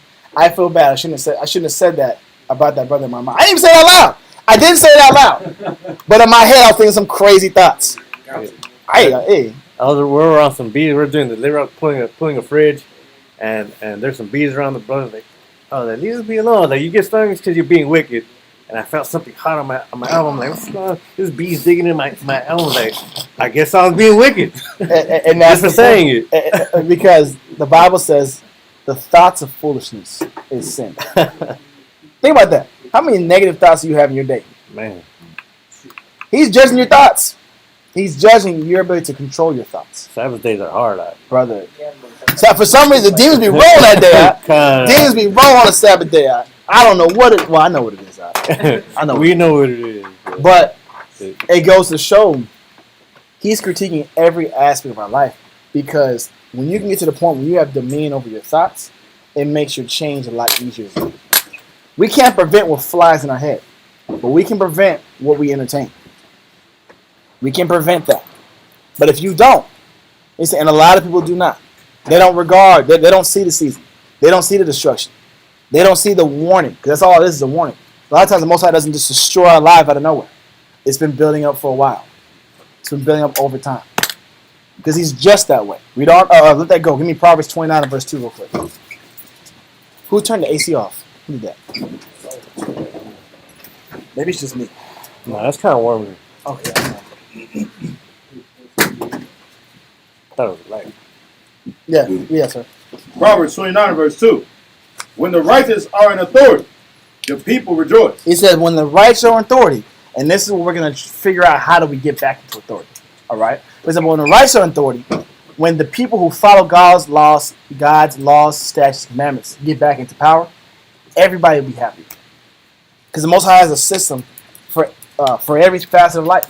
He has a system for the military. He has a system for gardening. He has a system for social interactions. He has a system for governing interactions that make sense and that benefit everybody. For instance, in God's way of operating, there would be no hungry. The Most High had it to where everybody had to allocate a certain part of their crops just for the stranger and the homeless. So anybody can come by and grab so they can eat. So no one will be dying of starvation. Does America have that system? No. Who has that system? Not many people. Not many countries. Not many dominating countries. To where they've allowed, or they've told, made it a commandment. You have to allow this space to be for anybody who walks by who wants it. And it's not for you. It's not for your game. Wouldn't that make life a lot easier for a lot of people? I feel like it's getting a lot more problems. Everyone could be fighting over it. No, because that means, imagine this. Let's say roughly there's about, in San Antonio, let's say there's about 100,000 households. Every household has about $1,000 available for anybody who's hungry. There would nobody be hungry. They said Elon Musk alone, Elon Musk, could pay, or rather, he has enough money to keep his lifestyle and still eliminate hunger and homelessness with just his economy alone. Meaning it's possible. That's one man's economy. That's one man's finances. If one man can do it, you don't think if everybody worked together hand in hand and set aside a certain amount of money for everybody, there would be no homelessness? There would be no starving people? It's doable. There's some things that we can't change. For instance, famine is one of those curses we're talking about, right? The Most High decides to curse an entire land, then that land has to face divine intervention. But we're talking about structures. We're talking about how things could operate if it was done according to the scriptures. Read on that verse real quick. God. Proverbs 29, verse 2. When the righteous are in authority, the people rejoice. But when the wicked beareth rule, the people mourn. It said, but when the wicked rule, there's always going to be suffering. There's always going to be sadness. There's always going to be the have and the have-nots. There's always going to be someone that's not going to be considered. And 9 times out of 10, who's not considered? God's chosen people. Our people aren't considered. Our people aren't taken care of. So now the Moses got a problem. Not only are you not taking care of just the random homeless and the random hungry, you're not taking care of his chosen people. You're hurting his chosen people. You're making it to where it's impossible for his chosen people to get back any type of comfortability, any type of stability in life. Let that go. Give me Job 35 verse 11. Job chapter 35, verse 11. Job 35 and verse 11. Yep. Page 404. Page 404. Job chapter 35, verse 11. Who teaches us more than the beasts of the earth? We got to consider how are the beasts reacting to this life. How many times have we seen the news where hundreds of thousands of chickens just end up dead with the bird flu that's been eradicated off of the earth for decades? The bird flu that just came back recently, that went through a sweep in the United States, took out millions of chickens, came back, and it's been gone for years. Cows randomly dying. Produce randomly being destroyed. Birds randomly dying out of the air. I saw in Mexico, I think it was last year, where the birds, there was hundreds of thousands of birds just fell out of the sky, killing a man. They just fell out. Right here it says, humanity has caused an average of more than 2 plant species a year to be wiped off the face of the earth since the middle of the 18th century. Brother, 2 a year. Whether it be just their infrastructure, their pollution they put in the air, or just the fact that the Most High is trying to let them know, hey, famine's coming. Famine is coming. You're losing that's why meat prices have been skyrocketing through the earth, through the world. I mean, not through the world, and the grocery stores. Well, we had that fire in Texas that killed all them cows. It's been if you look at fires, fires and random combustions that's happened, that's destroyed food production, that's destroyed chickens and cows. That was happening almost every week for years. It's been happening for years. It's not publicized like that because it doesn't want to be. The society doesn't want to build fear and chaos. Because if society really knew, America specifically really knew how much was being done in the background and how much destruction was being caused in the background, they'd freak out. They'd go into anarchy again. They'd go into how COVID was when they took all the toilet paper, all the food. There was grocery store was empty because people can't handle any type of change in their stability. They immediately resort back into their natural beastly mentalities. Me and mine versus yours. People was fighting over TP to the death. God. Over toilet paper. Imagine there's no food. There's no food? Bro. It was like Black Friday. Everybody fight. I'd be crazy on Black Friday. Black Friday. You fight over that for some canned beans. That's what's coming. But he's showing you, he says, read that from top again. Job chapter 35, verse 11. Who teaches us more than the beasts of the earth? It says, who's teaching us how the Most High feels about us more than the beasts of the earth? Read on. And maketh us wiser than the fowls of heaven. Now, the scripture goes 2 ways. One, you can see the harmony on earth based off of how the plants and the animals are living. And 2, we match a lot of these beastly tendencies. When we're in our negative and we're in our carnality, we operate like beasts. That's just what it is. But on a sense of looking how they operate in their nature environment, there is no order. There's no chaos. I saw a video the other day. I've been seeing a lot of these locust raids, man. These locusts have been coming through just destroying vegetation. It's been happening for the last 4 or 5 years. Just destroying vegetation, adding more confusion, more chaos. The Most High has been plaguing the earth for a while now. We just got to wake up to see it. What's up? Not to take from the point. In BB, Arkansas, December 2023, over 10,000 blackbirds fell to the ground. And that's crazy. Over 10,000 blackbirds fell out of the sky into the ground in Dubuque, Arkansas, and some of the community members were struck by them, and the cause is unknown. Oh, but all the time, they had these random people Mass just fall out. animals. It's global warming. That's always exciting. It's global warming. That's what's happening. No, it's not the case. Even the Dubai, the flooding in Dubai, right? They said it's global warming is causing that major flood that's destroying the infrastructure over there, and that's not the truth. That's not the case. Yeah, they're displacing so much, so much of that sand just to keep that place afloat. I know. Everything's being brought out of its natural order. Con. And I look at even in Japan, bro. Japan is going through their normal routine of hurricanes. But I remember, you ever heard about the Great Hurricane or the Great Earthquake in Japan, like 2011, something like that, where it had like 200,000 people died. It was like 500,000. No, it was a hurricane. The tsunami came after. Oh, there was an earthquake. The tsunami came afterwards. It topped them off. It just finished them off. That's crazy.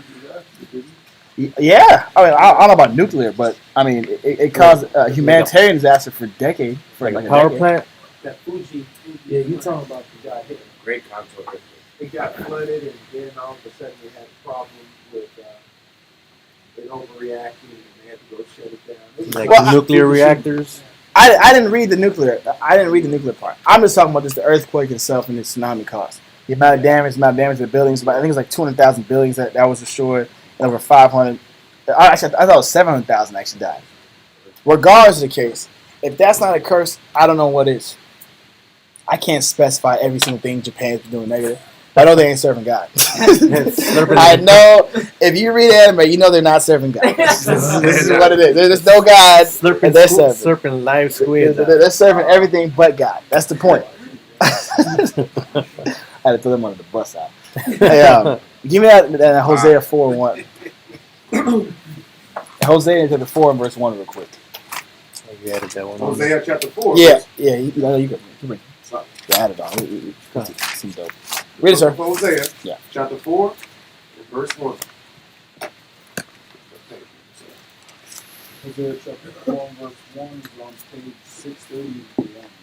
Sorry, 633. There it is. Hey, I'm gonna say this. Hosea to the 4. Hosea to the 4. Hey, read verse 6 real quick. Just read it down. Just read it down. Because that chapter, I'm not gonna lie to you, that chapter, it helps us understand why what happens to us happens, and we can kind of get some clarity now. Keep reading. Hosea chapter 4 verse 1. Hear the word of the Lord, ye children of Israel. Meaning, we have to listen to this. This is a message for us. All right, read on. For the Lord hath a controversy with the inhabitants of the land. The Lord has a controversy, has an issue with the people of the land, the people that inhabit the land. He has not with us. He has an out with us. He has a real problem with us. He has some fiery indignation with these people. Read on. Because there is no truth. There's no truth. Ain't no Bible being taught in this land. Praying got taken out of schools. Right and wrong is now confused. Systematic oppression is everywhere. War is everywhere. Unjust dealings is everywhere. There's no truth here. Only confusion. Read on. Nor mercy. There's no mercy. There's no mercy on the old or the young. Anybody can get it. Anybody can be tormented. Okay. Anybody can be used and abused. Read on. Nor knowledge of the Most High in the land. Is there? Were you taught God in school? No. Not the true God. You taught Caesar Borgia. Who's Caesar Borgia, class? White Jesus. White Jesus is Caesar Borgia. That white man, that smiling at. Smiling Jesus. I saw one that he's in a Hawaiian suit. Jesus in a Hawaiian suit. That's a white man right there. That ain't God. That is Caesar Borgia, the homosexual, the son of a pope in the 1500s. That when he died, his father made an order by Michelangelo, or not Michelangelo, Leonardo da Vinci. I said Michelangelo, Ninja Turtles. Leonardo da Vinci. All the Ninja Turtles out. Leonardo da Vinci to make a poet, make some poetry, not more poetry, but make some art to commemorate his death and make him a god. That's who our people have been serving for hundreds of years. That's not our God. Our God is a black man with bushy hair. It's neither here nor there. That's another class. Point is, keep reading. Verse 2. By swearing and lying and killing and stealing. How's America got on top? How the Rockefellers got on top? You know about the Rockefellers? How the Rothschilds got on top? They fit all this category. J.P. Morgans of the world, how they get on top? How these affluent men get on top? The people that pull the strings behind the curtain. How do they get there? It's through this: the swearing, the lying, the killing, and the stealing, manipulating, The rape, robbing, pillaging. pillaging, all that just to get their way. Read on. By swearing and lying and killing and stealing Yeah. and committing adultery. Yeah. They break out, and blood touches blood. Meaning, this world is so soaked in destruction that the Most High has to do something about it. There's no peace on the land. Every time these deeds are done, it causes more agitation. It disrupts more harmony on the earth. Now, give me yeah, jump to verse 6. Verse 6. My people, No, my fault. Give me 3. 3 and 6. verse 3. Therefore shall the land mourn. It says, so the result of this is the land is literally mourning. Huh? No, to mourn means the crops aren't going to produce as nutritious food anymore. To mourn is some places don't even produce crops. This is dry. The land gets no rest. You know, Egypt used to be like bountiful. Like Egypt used to be the place where people would get their food from. It's a desert now, right? There ain't nothing. There's cactus over there. That used to be a place where it'd have all the best herbology over there, the botany over there. It's now barren land. Most High took that whole place out, wiped it off all of its nutrients because of how much wickedness is being done in that land. It was slavery, it was corruption, it was idolatry, it was a whole lot of things. A whole lot of wickedness going on. But the point is, the Most High, what he's saying is when the land mourns, that means everything around it suffers. The beasts suffer. The people on it suffer. We don't see the effects immediately, but if you pay close enough attention, you can start seeing it. Yeah, the whole ecosystem gets disrupted. Why do you think the nations, specifically the so-called white man of the world, is trying so hard to genetically modify food? Because they can't keep up. They see what's going to happen. They see that food is going to be scarce very soon. They see that nutrition, the value of food, is not as nutritious anymore. Lab-grown food, lab-grown diamonds. We got locust meat. We got feces meat. I don't know if y'all seen that recently. They're getting the proteins from feces, and they're reconforming it into meat, edible meat. They're doing all they can. And in Europe, they're promoting eating moldy food. They said it's not as bad for you as you think. Why would anybody promote eating moldy food if there's about to be a scarce? Shoot, bro. I ain't eat no more. But they're like, it's like eating blue cheese. Come on, bro. I don't eat blue cheese, but the point is, some people do. Whatever. That's still mold, though. Blue cheese is moldy. But the point is that they're telling you, they're psychologically prepping you for what's coming. You guys are seeing the signs. The land's being hurt. Just because you can't see it, don't mean it's not happening. There's been more and more famines going on. What's up? We're blinded by social media, Yeah. fast food. Yep. Yeah. We find those community comforts. Yeah. So we're blind to these things that are happening in the world. Exactly. And for the people, for the common man that doesn't watch news and doesn't really pay attention to the ins and outs of the earth, which is most people, by the way. Most people don't pay attention to anything other than what's in their face. They're very tunnel-minded.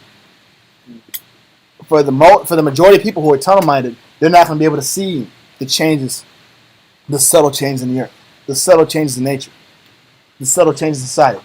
Yes, sir. That's because what the society does is they wag the dog. Wagging the dog is the movie with Robert De Niro called Wag the Dog. Wow. And what Wag the Dog is they come up with a news article and they shoot it on the internet or whatever. Yep. And it doesn't mean any.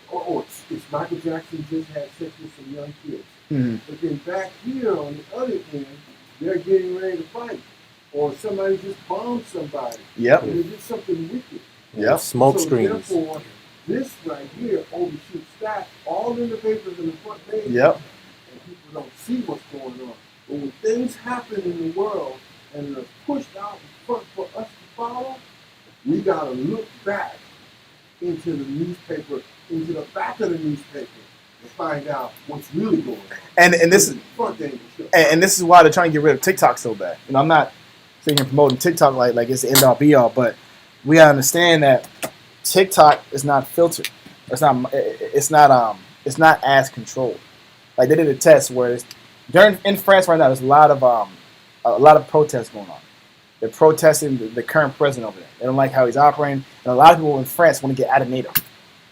They see the NATO. They see the writing on the wall. They see that NATO's pushing them to go into war next. They don't want to go to war, so they want to get him out of there and get out of NATO. Well, if you go on Twitter, it was before Elon Musk bought it. If you went on Twitter and you search up France, all you see is smiling people, and you see the Eiffel Tower, people eating bread, and the croissants and stuff like that. And when you go on TikTok, you're seeing a bunch of angry folks talking about the truth of what's going on there, rioting, breaking things down, and what's happening is the people or the government is losing control on what's being seen. This is why in China, social media is not allowed. They cut all that because there's too much out there. If you see all this information, well, it's easier for other countries to subvert and change your moral ideas. This is why the Arabs is having such an issue right now, because the Arab women specifically, are seeing all the quote-unquote free rights that the women are doing in Americas and in the Western society, and they want that as well. So now you have this religious versus New Age battle where all these young girls are going out, taking off their hijabs, which is very important to their culture, and parading themselves with more risque outfits and causing riots. All because they're starting to be persuaded by outside influences. So what America's trying to do is control how much outside influence is being brought into here. You're starting to see a lot of truth that's being put about America, how corrupt they truly are, their foundations, what they're truly doing out here, who they're actually backing. We're backing the wrong side of the war. But if you ask, the news channels, they'll tell you everything's good. Nothing's going on. It's about controlling the populace, controlling their perspective. Where are we at in verse 3 in Hosea 4? Hosea 4:3. Therefore shall the land mourn, and every one that dwelleth therein shall languish. It says, so the consequence of this is the land will mourn and the people will languish, be sad, be crying, be out of hope, be fearful. This is what's coming. Read on. With the beasts of the field and with the fowls of heaven. Yea, the fishes of the sea also shall be taken away. This is why, I don't know if y'all seen them videos where all them fish, them dead fishes get washed up on sea. The Most High's take big whales, dolphin. I saw this dolphin, bro, on Twitter today, bro. It got shot up. Yeah, that's not part of this, but I just thought about it right now, bro. They shooting dolphins out here, bro. I don't know what's going on. like a hand pistol? Yes, bro. They had bullet hole. They found a dolphin washed up on the sea. It was in Haiti. No. It wasn't Haiti. It was I think it was in Florida, bro. I think it was. I was about to say it had to be. It might have been Florida. They shot up a dolphin. I gotta look at it again. But Kodak Black is angry. That's not necessarily directed, but that's kind of let you know where we're at as a people. We're shooting dolphins up for no reason. But the point is, the Most High is taking out the fowls of heaven, having thousands of birds drop dead out of the sky for no reason, hundreds of thousands of fish getting wiped up, coming up dead on the seafloor. We have animals dying, chickens is dying, cows is dying. All these are happening to show us where we are as a people, how the Most High truly fears about this nation and about this world. Because what? When the servant rules, it disquiets or vexes the earth. That's the point we're going into. Now give me verse 6. This is why this chapter is important for you, brother. This chapter is important for everybody. Read on, verse 6. Hosea 4:6. My people are destroyed for lack of knowledge. Are we destroyed for lack of love? Lack of knowledge. We love God, right? We say we do. How can I love God if I don't know about God? I don't know what he looks like. I don't know what he looks like. I don't know what he values and what he wants me to do. So how do I show I love him? Okay. Faith that works is what? Yeah. That's the New Testament too. No, you're good. That's Romans 3:31. Faith that works. No, it's not 3. That's James. But faith that works is dead. I show my faith by my works. How do I show works? What works are they? Following the path and the ordinance in which the Most High set for me. How do I know the path and the ordinances, which is the right way of doing things, which is the statutes and judgments? How do I know that if I don't read about it? You don't. Now you're going off of word of mouth. Has word of mouth worked for our people? No. Because our people don't know nothing about God. Our people swear Caesar Borgia is their God. You go to houses. We have a business, moving business. Most moving businesses, they have a white Jesus plastered on the wall, and they have a bunch of. They have 11 of the white or 12 of the white men next to Jesus, called the Last Supper. That's what they believe God and Jesus was about. That's not the truth. That's not biblical. So we're being destroyed for what? Lack of knowledge. Not lack of love. Read on. Because thou hast rejected knowledge. Now here's the kicker. A lot of us will get the opportunity to learn about God, the true power. But we reject the knowledge. You know what the knowledge does? It forces us to change. It forces us to change our traditions in the household. You want to serve God? I can't do Christmas no more. I can't do Easter no more. I can't do Thanksgiving no more. I can't do these man-made holidays no more. You want to serve God? I got to get the pork up. I got to get the drugs up. I got to get the shrimp, lobster, and crab up. The catfish up. That's a commandment. If I want to serve God, like I say I do, I have to start changing my way of operating. Yeah, there's a sense of urgency that comes with it, a sense of responsibility. We don't want to be hurried up. Like, oh, I feel like I'm being rushed. Or I don't want to change right now. You know, I'm going to wait till New Year comes in so I can do my New Year's resolution. You know, yeah. We want to wait for that. Or we decide to change with a hurry when them curses ramp up. When my flesh starts getting touched a lot heavier. I was okay with a speeding ticket. I'm not okay with losing my house. I'm not okay with child support. I'm not okay with being homeless. Now I'm going to take this serious. What we're saying is, why does it have to get to that point before we start serving the Most High the way we're supposed to? Is we reject knowledge. We reject change. We take too long to change. Read on. Because thou hast rejected knowledge. Verse 6. I will also reject thee, that thou shalt be no priest to me, seeing thou hast forgotten the law of thy power. I will also forget thy children. And what he's also saying is, if you don't take this serious, your children get affected too. If you don't take change serious, your children, by way of your sin, will be affected. Yeah, they're gonna pick up on those bad habits. Yep. They're gonna pick up on all those things and be like, "Well, you did it. Yeah. Why can't I do it?" And also, a lot of times people don't want to change until somebody else gets hurt because of their mistakes. Right. You know, in a sports arena, we used to have a thing where if the person made a mistake, he had to stand in the middle of the circle, and everybody else around him had to do push-ups until they fell out. Like Private Pile. Yeah. What's that? Donut. Full Metal Jacket. Full Metal Jacket. Exactly. Because a lot of people will only change when they feel like they're a burden to somebody else. When my children not being cursed or not being hit because of my mistakes in life, now I want to get right with God. He said, but this is going to happen if you don't change. Now let us go. Let's get back into Wisdom of Solomon 12, verse 20 through 21. 16? I don't think we did 16. No, I didn't want 16. Oh.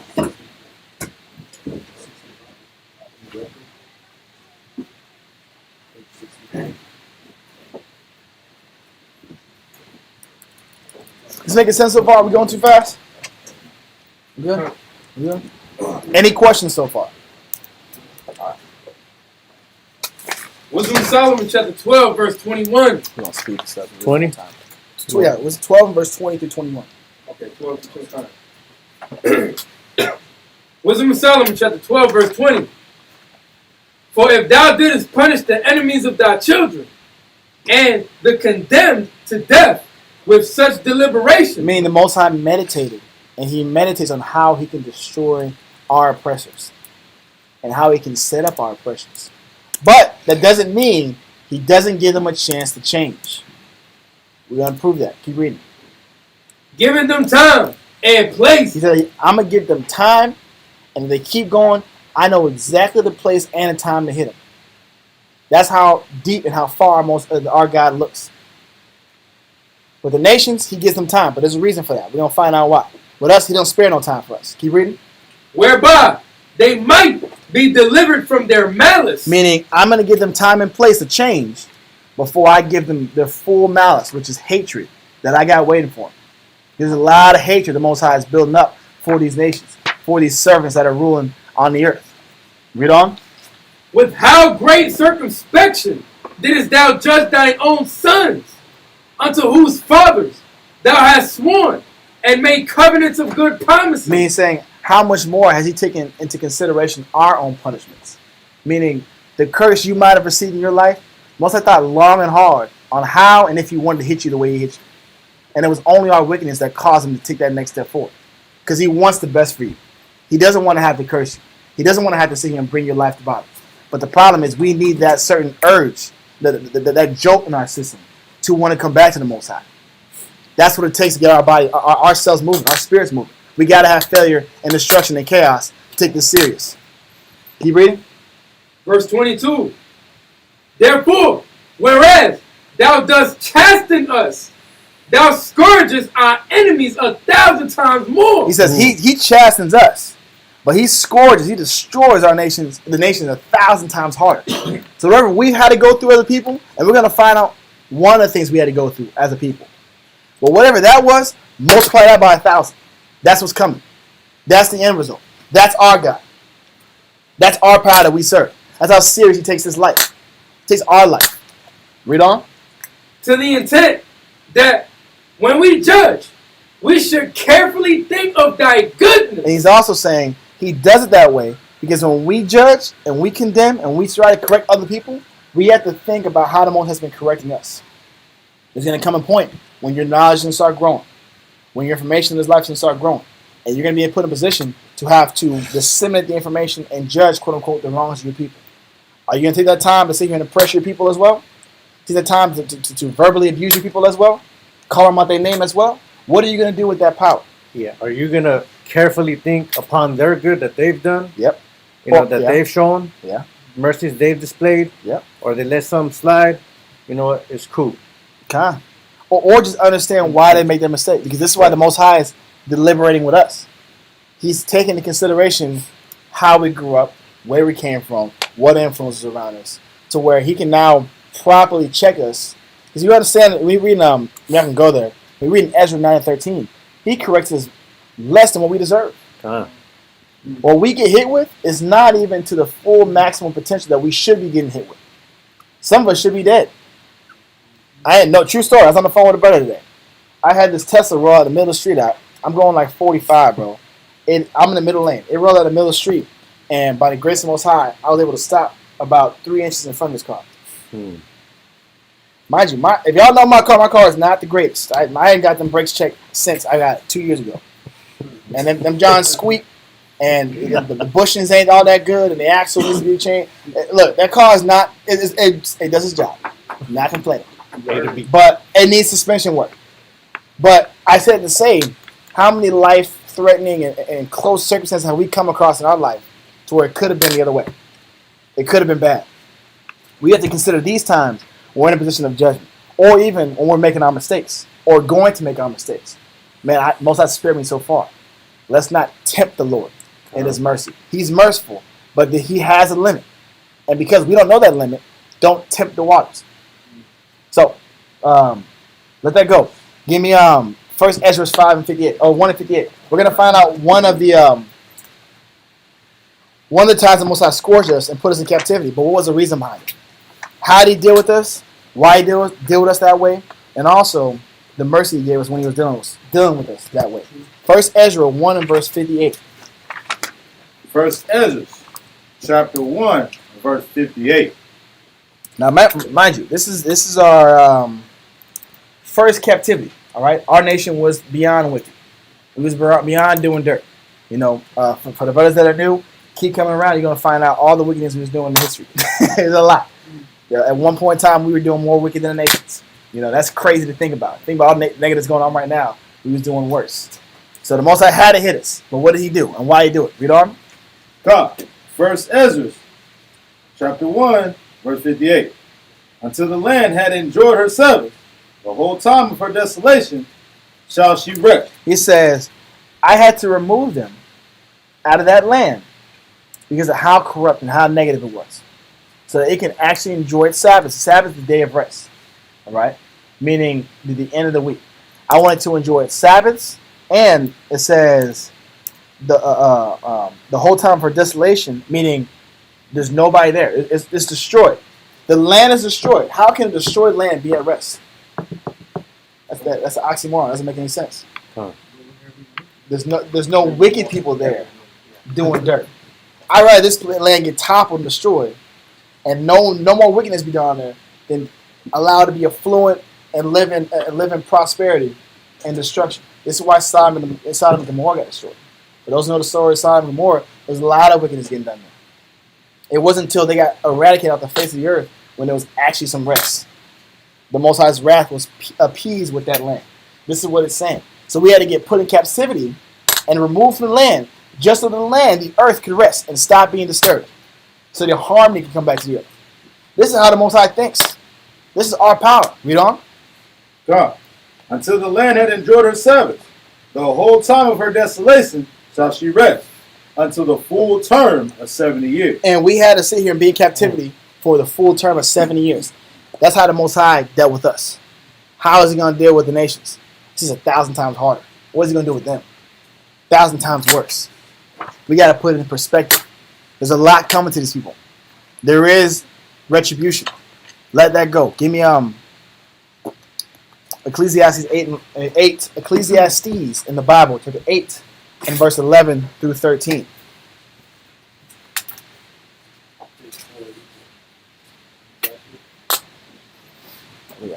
Cool. Ecclesiastes chapter 8 and verse 11. It's right after Proverbs.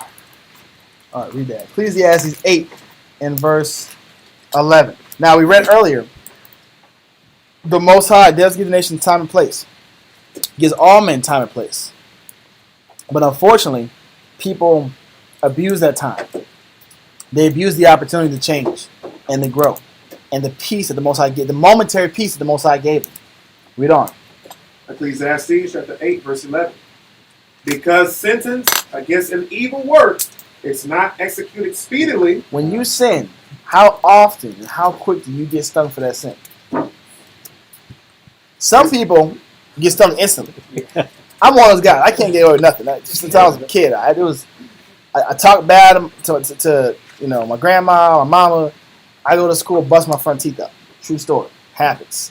That's how it works for me. Some people, the Most High will give a lot of time to. And he'll let them get away with literal murder for a long time. But what he's doing is, he knows your heart. He knows if I sting you immediately, you'll change. And he also is testing if I wait to sting you, give you mercy, will you change because you know or you feel shame? You know you're wrong. That's what he's judging. He says, but carnal men, when they get that time. Read on. Read some talk again. Because sentence against an evil work is not executed speedily, therefore the heart of the sons of men is fully set in them to do evil. When I'm not checked for my evil, if I got away with robbing the bank one time, why wouldn't I go do it again? Obviously, my skill, my intuition, and my strategy works. Let me try it again. People get greedy in the negative. So what he's saying is, the sons of men, the hearts of the sons of men, there's a difference. There's the hearts of the sons of God and sons of men. The sons of God are the people who actually live after the Most High. The sons of men are carnal people, carnal mindset, base men, foolish men. So those people, when they get time, they do even more negative. But he's letting us know, don't envy that. Because a lot of us, we'll see people get away with murder, see people get away with all types of negative, and it looks like they're still prosperous. They're still living their best life. Why am I the one suffering? Why am I the one getting hit? Well, I just feel like Most High's got his beamers on just me. He's saying, don't worry about them, because they got theirs coming. Read on. Therefore the heart of the sons of men is fully set in them to do evil. Though a sinner do evil 100 times, and his days be prolonged, yet surely I know that it shall be well with them that fear the Most High. Yep. It says you can get away with evil 100 times, but just understand there's still something coming to you. And you better keep your mind on the Most High. Keep reading. Which fear before him. But it shall not be well with the wicked, neither shall he prolong his days, which are as a shadow, because he feareth not before the Most High. Now that's the hope of our people. We should understand, hey, the people that has oppressed us, that's kept us down, that's hurt us, not just us, but our parents and our forefathers, they got something coming to them. That should give us some type of hope and security. And also to secure our faith in the Most High. And understand the Most High is just. Now give me 2 Maccabees, chapter 6 and verse 12. 2 Maccabees 6 and verse 12. Now this particular concept, idea, we'll go into more heavily, explain the dynamic of the wicked and the righteous, and how he deals with it too. But for now, we'll get a glimpse of it. Read that real quick. 2 Maccabees, chapter 6, verse 12. Now I beseech those that read this book that they be not discouraged for these calamities. He's saying what you're seeing and what the Most High is telling you is going to happen, the famines, the destruction, the flooding, the chaos, the hurricanes, the tsunamis, don't take that as discouragement. We're going to see it. We're going to be a part of it. We're going to see the destruction with our own eyes. We're going to see the fall of a nation with our own eyes. He says, but don't look at that as a calamity for you. If you keep serving me, you'll be spared. This is just a warning for all those that don't want to serve. Keep reading. It says, but that they judge those punishments not to be for our destruction, but for a chastening of our nation. These destructions and this calamity, whether it be for us as individuals or us as a nation, because our nation is currently being hit with calamities too, all around the world. But you look at these countries right here that are on that list, they're all going through their own little calamity. Famines, drought, economic depression, social depression, systematic depression, destruction. That's what's categorized next to our name. Lack of hope. He said, but don't look at this as a discouragement. This is just a chastening or a correction. It's not the end of the world. Read on. For it is a token of his great goodness when wicked doers are not suffered any long time. He said it's a blessing to be hit immediately or quickly after you've sinned. He says, because if I let you go on with this sin, knowing you'll corrupt yourself. Knowing you, if I give you more time to make changes, you won't take advantage of that time. I don't know if y'all seen in the news in Brazil last year. There was a class called Ash Wednesday by Sham Shawan online. And he was talking about how a lot of people, what they do is they give into their most lust the day before Ash Wednesday. That's like their fast time. That's when they're supposed to dedicate to the Most High. Well, at this time, Brazil was having a festival. It's a carnival going on. And that carnival, they were mocking Jesus and having a devil carnival. They were displaying the devil, a big balloon devil in the streets. And what happened the next day? I'm talking about the very next day. Huge flood, right? Come on, bro. Whole trees were just sinking. Come on, bro. Destruction. Quick. Did he give Brazil, the so-called Asherites, any time to sit here and keep going? It said it started when they struck, I think so, Rio de Janeiro. Yeah, a lightning bolt struck the elevated Christ, the white Jesus. Yeah. Struck that. That's when it started. That's when the monsoon started out. Man, come on, bro. That's amazing. I'm striking the actual this idol you got over here, and I'm destroying everything you got. Because I don't play with y'all. He doesn't play with his people. I'm not going to allow you to keep corrupting yourself. That's why I keep mentioning Haiti. Because Haiti is also his people too. Haiti ain't changed it. Haiti, I keep getting hit. Louisiana, his people. Most of us is densely populated with Levites and so-called Negroes. And they're still doing wickedness. And you know what? Gotta get hit. And you know, like, when you get, you know, like how you get stung real quick. Yeah. And then just whoever's with you just sees it. Come. Well, when you prolong that wickedness or that slothfulness, which is also called wickedness. Yeah. Like for me, when I wasn't studying for a while, like, hey, you know, you need to study. And I prolonged it. The day before the Passover, our biggest gathering, I got smashed by a refrigerator. Broke my middle toe. Come on, bro.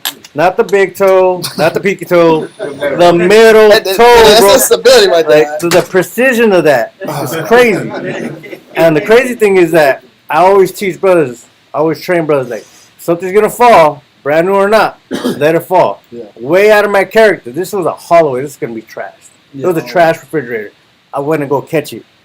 Smash. Oh, bro. And I had to go to Passover. Everybody saw me. We got brothers coming. We got Houston, Virginia, Rochester. People from Atlanta came. Yep. I had a boot that Passover. Everybody saw me. Yep. And they all know, huh? And then, hey, what happened, brother? Well, when this happened? Yesterday? Yeah, bro. That's wow. Crazy. That's crazy. And the point is that when you're chastised immediately, it just, you know, whoever is either you or just the person next to you. But when you prolong that, everybody's gonna see it. You know, you'll be put on display. Because that shame, I bring up the Brazil thing because, you know, conspiracy theorists their first action, they call them conservatives, right? Conservatives, when they saw that, everybody was promoting divine intervention. Everyone was saying God judged them, which is true, But what it does is it promotes the Most High as well. The Bible says you can do nothing against the truth before the truth. Okay. Meaning, how you operate is only going to strengthen what's in the Bible. If you don't believe in God, okay, well, keep sinning and see what happens. If you do believe in God, then keep living that way. But however you operate, I'm going to display my power in you regardless, whether it be an injury. I'm going to explain what happens when you don't do what you're supposed to do. Whether it be an entire nation being flooded. I'm going to show you what happens when I'm not the priority. For instance, in the Mecca, for the Ishmael, Arab guys, Muslim, they have to make the trip to Mecca once in their lifetime, right? It's always it's a big rock. It's a rock, bro. It's a rock that they circle around. Yeah, it's big square. Rock. Yeah, it's a square rock, and then they have this. I'm not going to it. The Kaaba. I think it's the Kaaba stone. It's in the shape of a phallic symbol. Not gonna go into it, but it's all idolatry. All right. Well, this last time during Ramadan, I think it was last year. Ramadan, that's their holy. That's like their version of Passover, right? It was swarmed with locusts the entire time. You couldn't even sit down and eat no food. Locusts, you was eating locusts as you was eating, bro. You was eating locusts. You were trying to eat your tikka masala. I love tikka masala. That's my thing. You eat your food out. Locusts is hopping in your mouth, bro. It has disrupted the whole event for them. Wow. And Ramadan lasts for a month. They were there the entire month. It's causing havoc out here. They didn't know what to do, bro. They didn't know how to operate. Oh man. This is the most I've shown. You got to watch these beasts. How are the beasts reacting to you? How is nature reacting to you? Obviously, it's something you're doing. He's not feeling right now, bro. He is not feeling. But let's get back into it. Give me 2 Maccabees 6 and verse 13 now. Read it again. 2 Maccabees chapter 6 and verse 13. For it is a token of his great goodness when wicked doers are not suffered any long time, but forthwith punished. For not as with other nations. He says, but however, the nations don't get this treatment. The servants who are reigning, they don't get that. They get a different treatment. What's the different treatment? Read on. Whom the Most High patiently forbeareth to punish. He says he patiently, he waits on the right time to hit them. I need you to sin as much as possible. So when I destroy you off the face of the map, you can't say it was unjust. When I obliterate your entire lineage, your entire people, your entire infrastructure, you're not going to be saying, oh, the Most High is unjust. No, it's going to be fair. Because you know your history. We know your history. The oppressed know your history. The oppressed know how you were developed, how you were established, who you've destabilized to get to where you're at. It's going to be just. Read on. It says, so they become to the fullness of their sins. So dealeth he with us. Exactly. Read on. Lest that being come to the height of sin. He says, but however, how he deals with us, he says, he hits us quick so that we don't get to that height. So we don't get to the point where he has to obliterate us as a nation. I'd rather see you right now and hope you change and let you keep going on with your negative projection, and I have to take you out for righteousness' sake. Read on. Afterwards, he should take vengeance of us, and therefore he never withdraweth his mercy from us. Mm-hmm. And though he punished with adversity, he does punish us with adversity. You're not getting away from adversity if you sin. He's letting us know you're going to be hit. God is merciful, but that doesn't mean he's unjust. If you do wrong, you get hit for that wrong. Read on. It says, and though he punished with adversity, yet doth he never forsake his people. But he never forgot his people. He's never forgotten us. Read.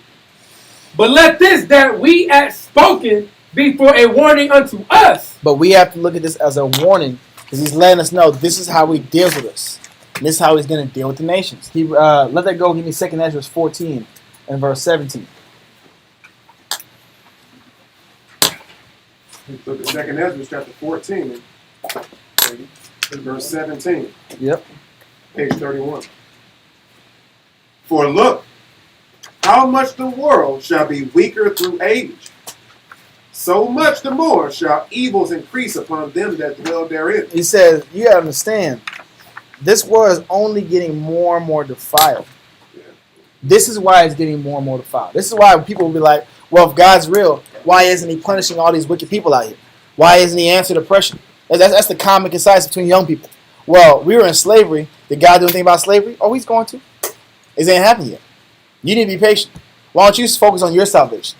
Don't worry about how they don't get hit. They don't get hit. Don't worry about that. Worry about you, how you get right with the Most High. Because he's letting these negatives increase. He's letting it increase so we can justifiably take them out through nature, natural disasters, economic downfalls. You know, America in a million years would never thought they'd be on the brink of a systematic collapse. They would never thought. They thought if push comes to shove, we'll start another world war. It's no different than a detective building a case. Yeah. You know, just stacking up different violations. Yeah. Just so you can get the longest sentence possible. And Target, right? I think I bought it before. Target will let you steal up to $1,000 worth of merchandise before they finally give you that hit. Because they know under $1,000 you can't get a federal charge. But if I let you do $1,000, I'll meet you for the longest sentence possible. That's strategy. These dudes, bro, these dudes ain't playing for nothing, bro. They have to be getting some kind of incentive out. Well, they're just negative out. They're just negative dudes, bro. Yeah. Because a lot of times it's young cats. Because what's crazy is they did it in their youth a lot of times. They keep these records for years, by the way. So like they know your face. So let's say you didn't do it for 5 years. You were good for 5 years. You had a relapse. You had a theft relapse. All right? You took one candy. Well, you was $1 short from that $1,000. Now I'm gonna give you that long list of 10 years of stealing, and I'm gonna wait till you're an adult to charge you for a maximum sentence. That COVID mask didn't save you. That facial recognition is real. Oh, bro, they got them fake. They got your facial recognition, bro. Yeah. Oh, but Esau does it all the time, bro. They do this, but the Most High, he don't do that with us. He doesn't allow it to get prolonged that long. He hits us quick, so we know we got to change. Let that go. Give me 2 Ezra 10 and verse 1. 2 Ezra chapter 10, verse 1. Let me see if I want to do this. Page 26. Let me see if I want to do this. 1 second, brother. Let me scan through real quick. Nah, I don't want this, man. Slack, y'all. Give me Isaiah 24 and verse 4 through 5. Isaiah 24 and verse 4 through 5. Okay. Isaiah chapter 24 and verse 4. The earth mourneth and fadeth away. The world languisheth and fadeth away. He says this is a future prophecy. The earth itself is mourning, and the old earth, the old way of doing things is going to fade away. It's going to be replaced with a new way of operating. Read on. Okay. It says, the hardy people of the earth do languish. Hardy people are the pride people, the one that pride themselves in their corruption, that pride themselves in their wealth, that pride themselves in their prosperity. So these people will also be languishing, sad, depressed. These people also will be upset that how they operate and how they're living is no longer going to be accepted. Read on. Verse 5.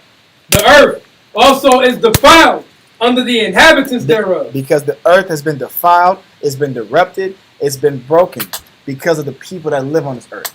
Because society pushes the negative. Because society tells us evil is good. Because society tells us good is wrong. Because society hides the truth. Doesn't want you to know what the Most High really wants. What he really wants us to operate in. What spirit he wants to operate in. Read on. It says, because they have transgressed the law. How is the earth defiled? Because they have transgressed the law. What vexes the Most High? Because they have transgressed the law. When we defile, when we do not follow the laws of God, we vex the Most High. We incur the wrath of those spirits. We have those negative spirits waiting in line to cause us a downfall. When we stop following the laws, statutes, and commandments. This is what it's saying. Read on. Change the ordinance. Or change the way of doing things. Before, instead of it being on Passover, what does the nations change that time of year into? Easter. First off, bunnies do not lay eggs, by the way. Y'all know that? y'all know bunnies are mammals? So why are these bunnies laying eggs? They got feathers. But there's symbolism going on here. Bunnies are also known of reproducing a lot of children every year as a fertility worship, as a fertility day. They're serving a fertility god called Astarte or Easter. Or if you look at a Starbucks, that's the girl. That deity or that image on Starbucks is Astarte, the fertility goddess. What you got, that guy? That same, I think about 7, 8 years ago, Easter also has been transitioned to an LGBT day to recognize. Yeah. I thought that was. That was recent. That was Biden. But That was recent. Joe Byron, Joe Byron was talking about, yeah, this is, Who, Brandon? it's now transgender day or month, something like that. I don't know if it's day of the month. But they got like 19 designated days and months out. Like that don't even make any sense. And We don't get no God's Day. No, December 24th, the 25th is not God's Day. You know whose birthday that was? It was Nimrod. Nimrod was the first rebel in the entire world. Well, no, I'm not true. He was the rebel of the time. He got the world together, and he said, we can't trust God. We need to band together, build a tower, and try to touch God as an act of defiance. So what happened, you ever read about the story of Pangea, or in history class Pangea, where the tectonic plates are slowly shifting and the magma's pushing the earth apart for millions and billions of years? No. What happened is Nimrod was bringing the earth together because the entire earth lived in one place at the time, called Babylon. So the Most High did was he destroyed the building, changed the languages. That's why we have diverse languages now, and split the split the lands. So they couldn't come together as a unit, as an entire world. Imagine the entire world rebelling against God. He said, no, that's not ever happening again. He said, we're going to split everybody up. But this is how you know it happened, because everybody has similar cultures. They have similar belief systems. They all follow the mother goddess. That whole mother with the child. Nimrod represented the child, and the mother is Astarte. They all follow that. I'm not going to get too deep with it, but the point of the matter is, these idols have been passed down from generation culture to culture. He's trying to get us away from that. You're changing ordinances. You're changing holy days. You're changing perspectives. This is why the land is defiled. This is why the land is hurting. This is why the land is retaliating against you. Read on. it says, the earth also is defiled under the inhabitants thereof, because they have transgressed the laws, changed the ordinance, breaking the everlasting covenant. And you broke the covenant. The covenant and agreement was to make us his personal power. Or he was to make us his personal servant. And we were supposed to be his personal, we were supposed to have him as our personal power. Let that go. Give me a 2 Ezra 11 verse 40 through 46. 2 Ezra chapter 11, verse 40, page 28.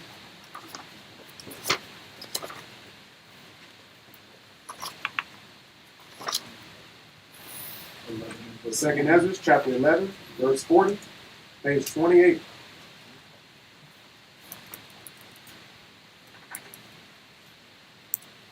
Yep. And the fourth came and overcame all the beasts that were passed. Now, this is a prophecy. We don't get too deep into this breakdown because this is a full breakdown itself. But what he's explaining is, earlier in the chapter, he was explaining the dynasties and the powers of the world. All right? And he's symbolically aligning them with beasts. All right? Just so y'all have a little bit of backtrack. So this fourth beast is the last power or last empire on the earth. The last empire by prophecy on the earth is the so-called white reign. The so-called white man as the reign. All right? The so-called American way of operating and Russian way of operating. Just so y'all understand. So he's saying the last beast or the last empires, read on. And overcame all the beasts that were passed. He says their negative and influence is going to overcome all other empires in the past. Their wickedness is going to overcome them. It's going to surpass them. Read on. And have power over the world with great fearfulness. And who has power? Who has had power and has power over the entire earth with their military-industrial complex? It's the United States. If I want you to do something, you're going to do something. They even almost had Russia bowing the knee in the 90s. I don't know if y'all saw that interview with Putin. Putin's like, yeah, in the 90s, I came up to the president and asked to join NATO. And the nicest laughed at me and said no. They have the power to unify the entire world. They want to. They just didn't unify Russia because they wanted to destroy Russia. That was always their goal, to split Russia up and get their natural resources. But this power has been dominating the entire earth this entire time. Read on. And over the whole compass of the earth with much wicked oppression. Exactly. You can't move unless America tells you to do something. We're not even talking about just in the States. Out in other countries, you can't make any moves, military moves, governmental moves, social moves, unless it's approved by the United States. And if it's not, I'm going to kick it. Yeah, you challenging that dollar. I'm offering you, G. You don't want to take them shots? I'm taking your leader. Gotta be careful. We have many garrisons. Yeah.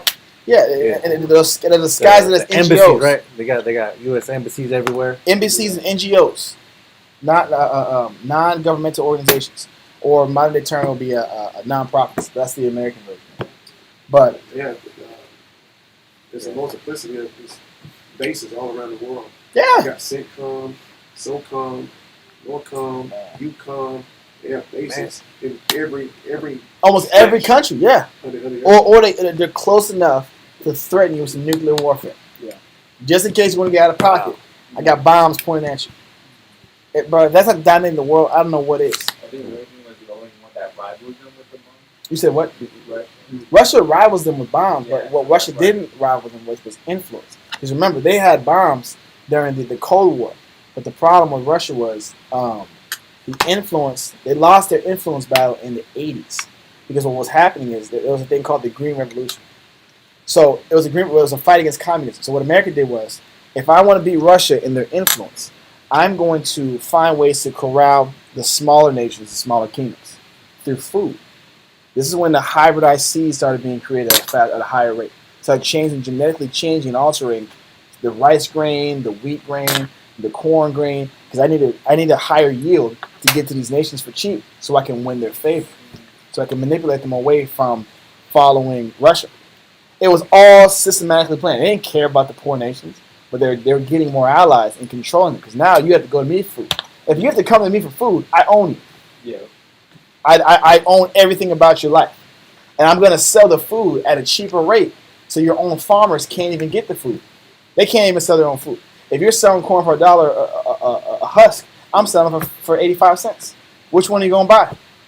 85 cents. Now farmers go out of business, so what they'll do in response, they'll work for the foreign companies just to survive. Or they'll be bought out. They'll be threatened to sell their land to those foreign companies. And you have no choice but to survive because you're not making any money. So to survive, you have to sell your land. And monopolizing it. This is how they've been doing this over and over and over again. Yes, sir. Sounds like you're talking about Monsanto. Yeah, exactly. Monsanto is one of the biggest ones. Monsanto is the one that does that. I know. And they ruined Mexico. Yep. And they took away their agriculture completely because they were rolling in maize. Yeah. And they took that maize and all of the crops in Mexico out because they brought their Monsanto corn in. Yep. That has 3 or 4 ears of corn on one plant. Yep.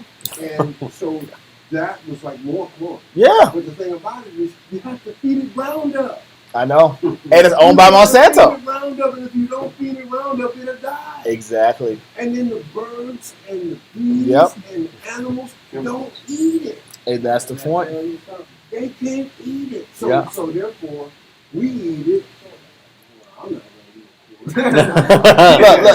The pollution is the result of it. But even going on Monsanto, they own the seeds, they own the fertilizer, they own the spray. Not what you just talked about. Pesticides. The pestilence. They own Pesticides. They own the pesticides. And if you don't have the fertilizer and the pesticides, you're not going to recreate this.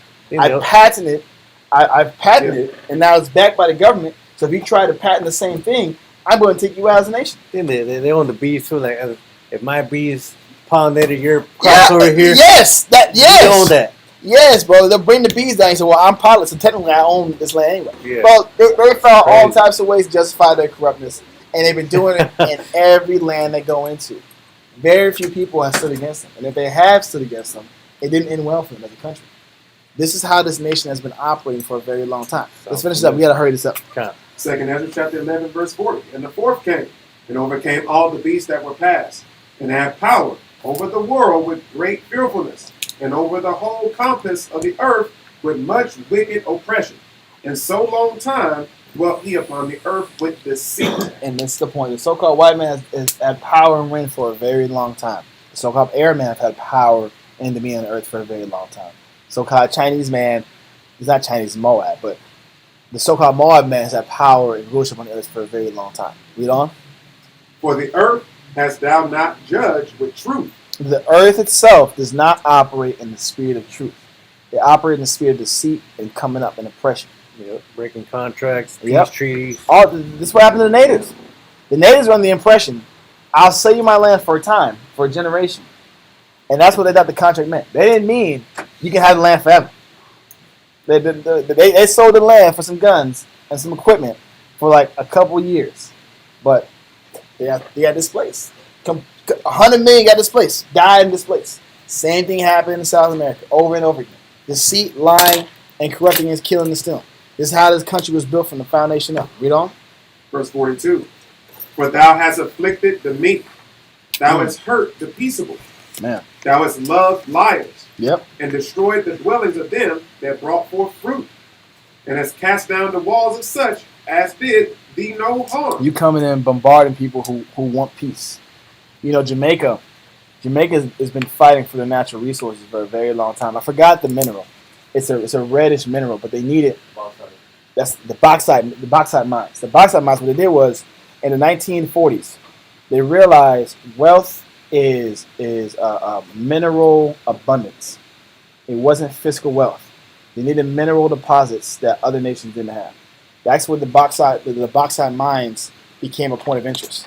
They needed to start collecting coal, which you need bauxite. I think the bauxite is used to refine oil or coal, one of the two. Aluminum. That's what it was, aluminum. Because how can you start wars without aluminum, without metals? So you need the bauxite to do that. So they were going in there to get all the bauxite mines, buying up all the land, starting wars, paying tribes to go against tribes, to the point where now there's one part of Jamaica that hasn't been disturbed by America. They've been fighting to get in there for a very long time to fully take over the bauxite mines. Jamaica's peaceable. They don't want no problems with you guys. But Esau, the white man, so-called white man, isn't satisfied with what they got. They always want more. They're always looking for more. The nations are always looking to grab more. And this is the problem. This is what makes them who they are. This is how you identify them in the scriptures. They fit this mold. Read on. Verse 43. Therefore is thy wrongful dealing come up unto the highest. He said, I've let this go on for so long, and now it's reaching. Now we're hitting to that point where I got to sit and hit you. I got to hit you for this. I've let it go on for a period of time. Read on. And thy pride unto the mighty. And the pride is in you'll never be taken down from the top. You think in your heart of hearts that we're always going to be the world power. We're always going to be the global hegemony. We're always going to be the only ones that have dominion over everything. That's what they think. And this is why they're so dumbfounded. And they can't believe that anybody would rebel against their structure. They can't believe that Russia is rebelling. They can't believe that China's rebelling. They can't believe that the Turkey and Syria are rebelling. They can't believe it. So what they're going to do in contrast? They're going to fight for it. They're going to go to war for it. But keep reading. Verse 44. The highest also have looked upon the proud times, and behold, they are ended, and his abominations are fulfilled. Yep, read on. And therefore appear no more, thou eagle. Who's called the eagle? Come on now. Who's symbolizing something the bald eagle?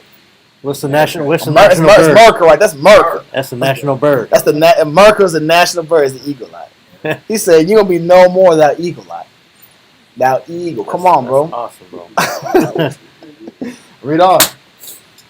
And therefore appear no more, thou eagle, nor thy horrible wings. Thy wings are all the allies that back this eagle.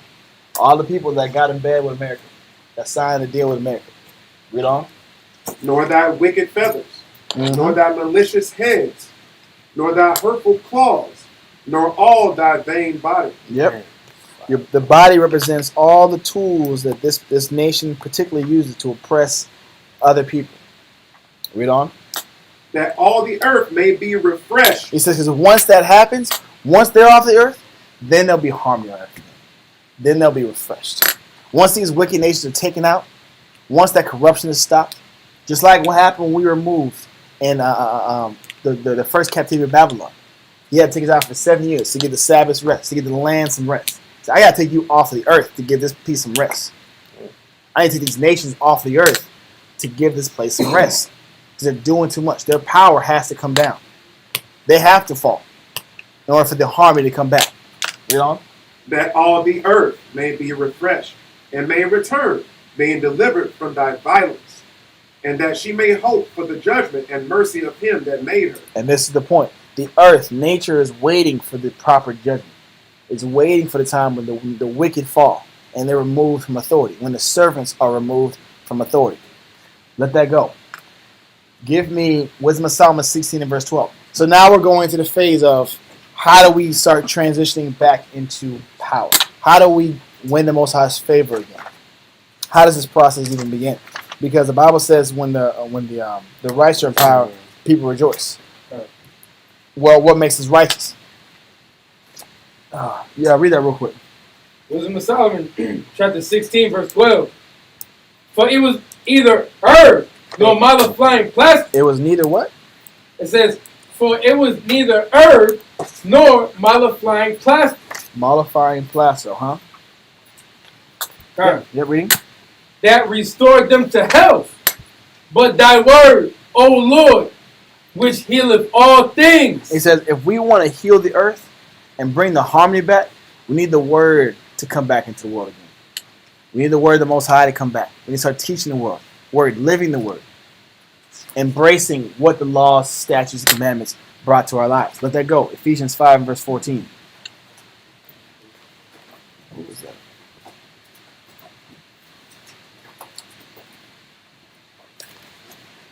Come. Ephesians chapter 5 and verse 13. But all things that are reproved are made manifest by the light. Well, Ephesians 5 and 14. Slot, yeah, that's 13. Slot. Ephesians 5 and 14. Wherefore he said, awake thou that sleepest. He says we need to wake up. We need to wake up out of our sleep and out of our foolish state of mind, our ignorant state of mind, when we didn't know the Most High. Read on. Wherefore he said, awake thou that sleepest, and arise from the dead. He said, because without the Most High's light, you're dead in the spirit. We can prove that in Proverbs. Anybody got that in Proverbs? The congregation of the dead.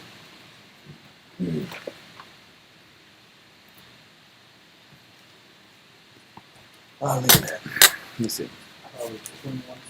Read that real quick, Drive. Just to prove that point. When we don't have God's law, most of us, we're walking in the congregation of the dead. Read that. Proverbs chapter 21 and verse 16 says, the man that wandereth out of the way of understanding shall remain in the congregation of the dead. It says when you wander out of the way of understanding, the correct application of knowledge, because Proverbs 3 and 5 says, lean not into thy own understanding, correct? When you wander out of the way of understanding and lean into your own understanding, you are now in the congregation of the dead. So he's saying, awake out of your sleep. Awake out of your dead state of mind. And get back into the way the Most High wants you to think. Read that real quick. Verse 5, or verse 14. 14 from the top. Yes, sir. Come. Ephesians chapter 5 verse 14. Wherefore he said, awake thou that sleepest, and arise from the dead, and Christ shall give thee light. Yep, and Christ will give us light. He'll give us direction. He'll give us the change that we need to operate and help heal what's already been disrupted and destroyed. Read on. See then that ye walk circumspectly. Carefully. To walk circumspectly means carefully, not line stepping. This is what the fringes represent. For those that have fringes, for new brothers, the fringes, when you read Numbers 15 and 38, it says we're supposed to put a fringe and a border blue on all of our garments. The fringe represents not infringing or crossing the lines the Most High set for us. Not infringing on the laws, statutes, and commandments that the Most High gave us. And the border of the blue is our boundary. Don't cross this boundary. So our job is to walk circumspectly and not infringe on what He's setting forth us, and what He's setting forth us to walk in. Read on. Not as fools, because it's foolish to walk without God's laws. Read on. but as wise. But the wise men follow the Most High's word. Read. Redeeming the time. Because your job is to redeem the time. Redeem meaning I have one in 1828, but To redeem the time. Redeem. Redeem. It means to purchase back. It says to rescue or to recover or deliver from. Our job is to get charged up in the spirit, to get knowledge up in the spirit, so we can help deliver or we can help buy back or rescue the lost and disturbed of the earth. That's our purpose. So for those that don't know the purpose, doesn't know what they're supposed to do in life, your job is to get righteous or get learned up, get studied up, so you can be an ally to the plan the Most High has got in motion. So you can actually help the change that's coming, that's going to come one way or another. Be on the side of change, not division. Read on. Redeeming the time, because the days are evil. Because the Most High has always got a counter force to counter the negative of the earth. As negative as there is in the world, there's always going to be people who are going to strive after righteousness to help balance out the negative. Because there's got to be somebody, there's got to be people willing to give their life into sacrificing so that others can win, that others can be strengthened in the spirit. Let that go. Give me Proverbs 13 and verse 17. Proverbs chapter 13 and verse 17. Meaning what? You are potentially a messenger of the Most High. When you get the knowledge, Yeshai, stand up. When you get the knowledge of the Most High, you become a messenger of the Most High. What's up, sir? What was that last verse? Ephesians 5 and 16 was the last verse. We did 14 through 16. 14 through 16. Yes, sir. Now give me a Proverbs 13 and verse 17. We got a couple more. Proverbs chapter 13, verse 17. A wicked messenger falleth into mischief. A wicked messenger, after being told the message, will go back and make mistakes and not follow. Don't be the wicked messenger. Be the messenger that the Most High can be proud of. Read on.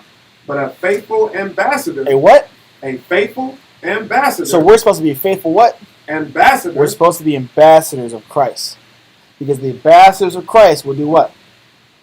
A faithful ambassador is help. If we're looking to heal what's been disturbed, heal and bring back together the harmony the Most High had in place, you have to become a faithful ambassador of this work. Messenger. Enforcer. This is what the title of the next class is going to be. What does it mean to be an ambassador in Christ? This is what we're segueing into. Let that go. One more verse. 2 Corinthians 5 and verse 20.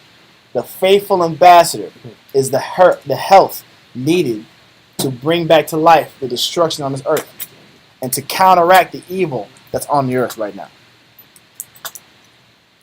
2 Corinthians chapter 5, verse 20. Now then, we are ambassadors for Yahushua. We are what?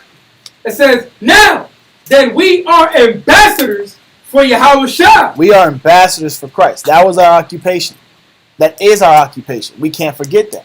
Our job is to help heal. That's what we're sent out in the world to do. It doesn't matter where you're at right now. If you love God, like you say you love God, are you going to try to be an ambassador for him or not? If you're not adding the good to the world, then you're only adding confusion and evil. Your job is to be a messenger and a leader. Read on. As though the Most High did beseech you by us. It says, you were beseeched by the Most High to be this messenger. This is a commission specifically given to you so you can be a messenger of God. Don't reject the job opportunity. There's many benefits. There's healthcare in there too. Somewhere in there. Might not seem like it all the time, but there is some health in it. It's health as well, baby. Health as well. Keep reading. It says, we pray you in Yahushua's stead, be ye reconciled to the Most High. And this is the job of the messengers, to pray that you be reconciled with your power. You be reconciled with your God. You go back and follow what you're supposed to be following. Is there any questions?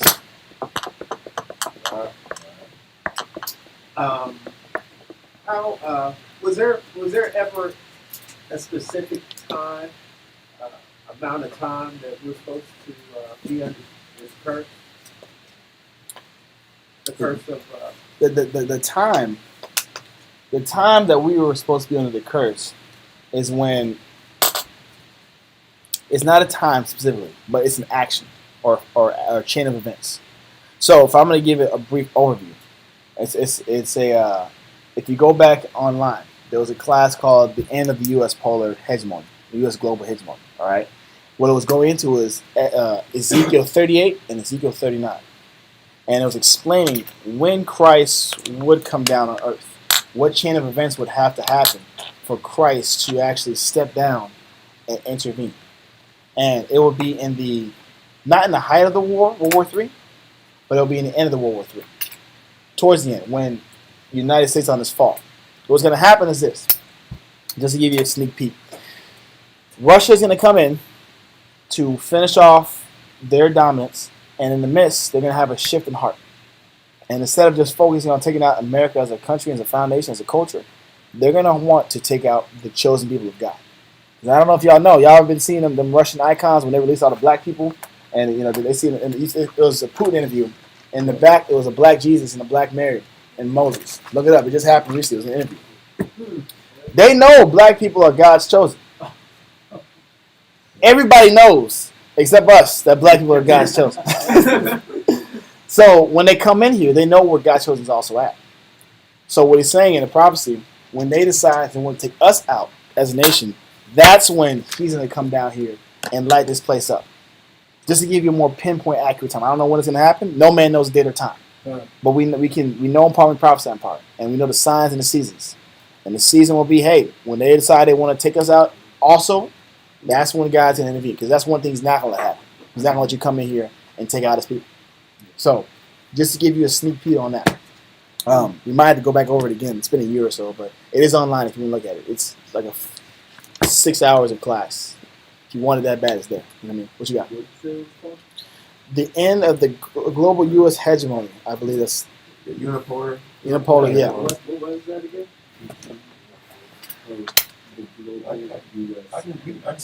Yeah. There's two parts to it. There's a 38 and there's chapter 38 and chapter 39. It's very similar titles. It's the end of the U.S. global hegemony and the beginning of the Russian multipolar hegemony. Anyway, that's what it is. Is there any other class questions online or brothers out here? Brothers and sisters out here? No? All right. Well, Shabbat Shalom to the water brothers and sisters for attending class, the water for watching. Tomorrow we'll have our regular scheduled class. Start time will be 10 a.m. to roughly 2 to 3. And War Shan Shwan I'll be back, and we'll go from there. See you guys again. Shabbat Shalom.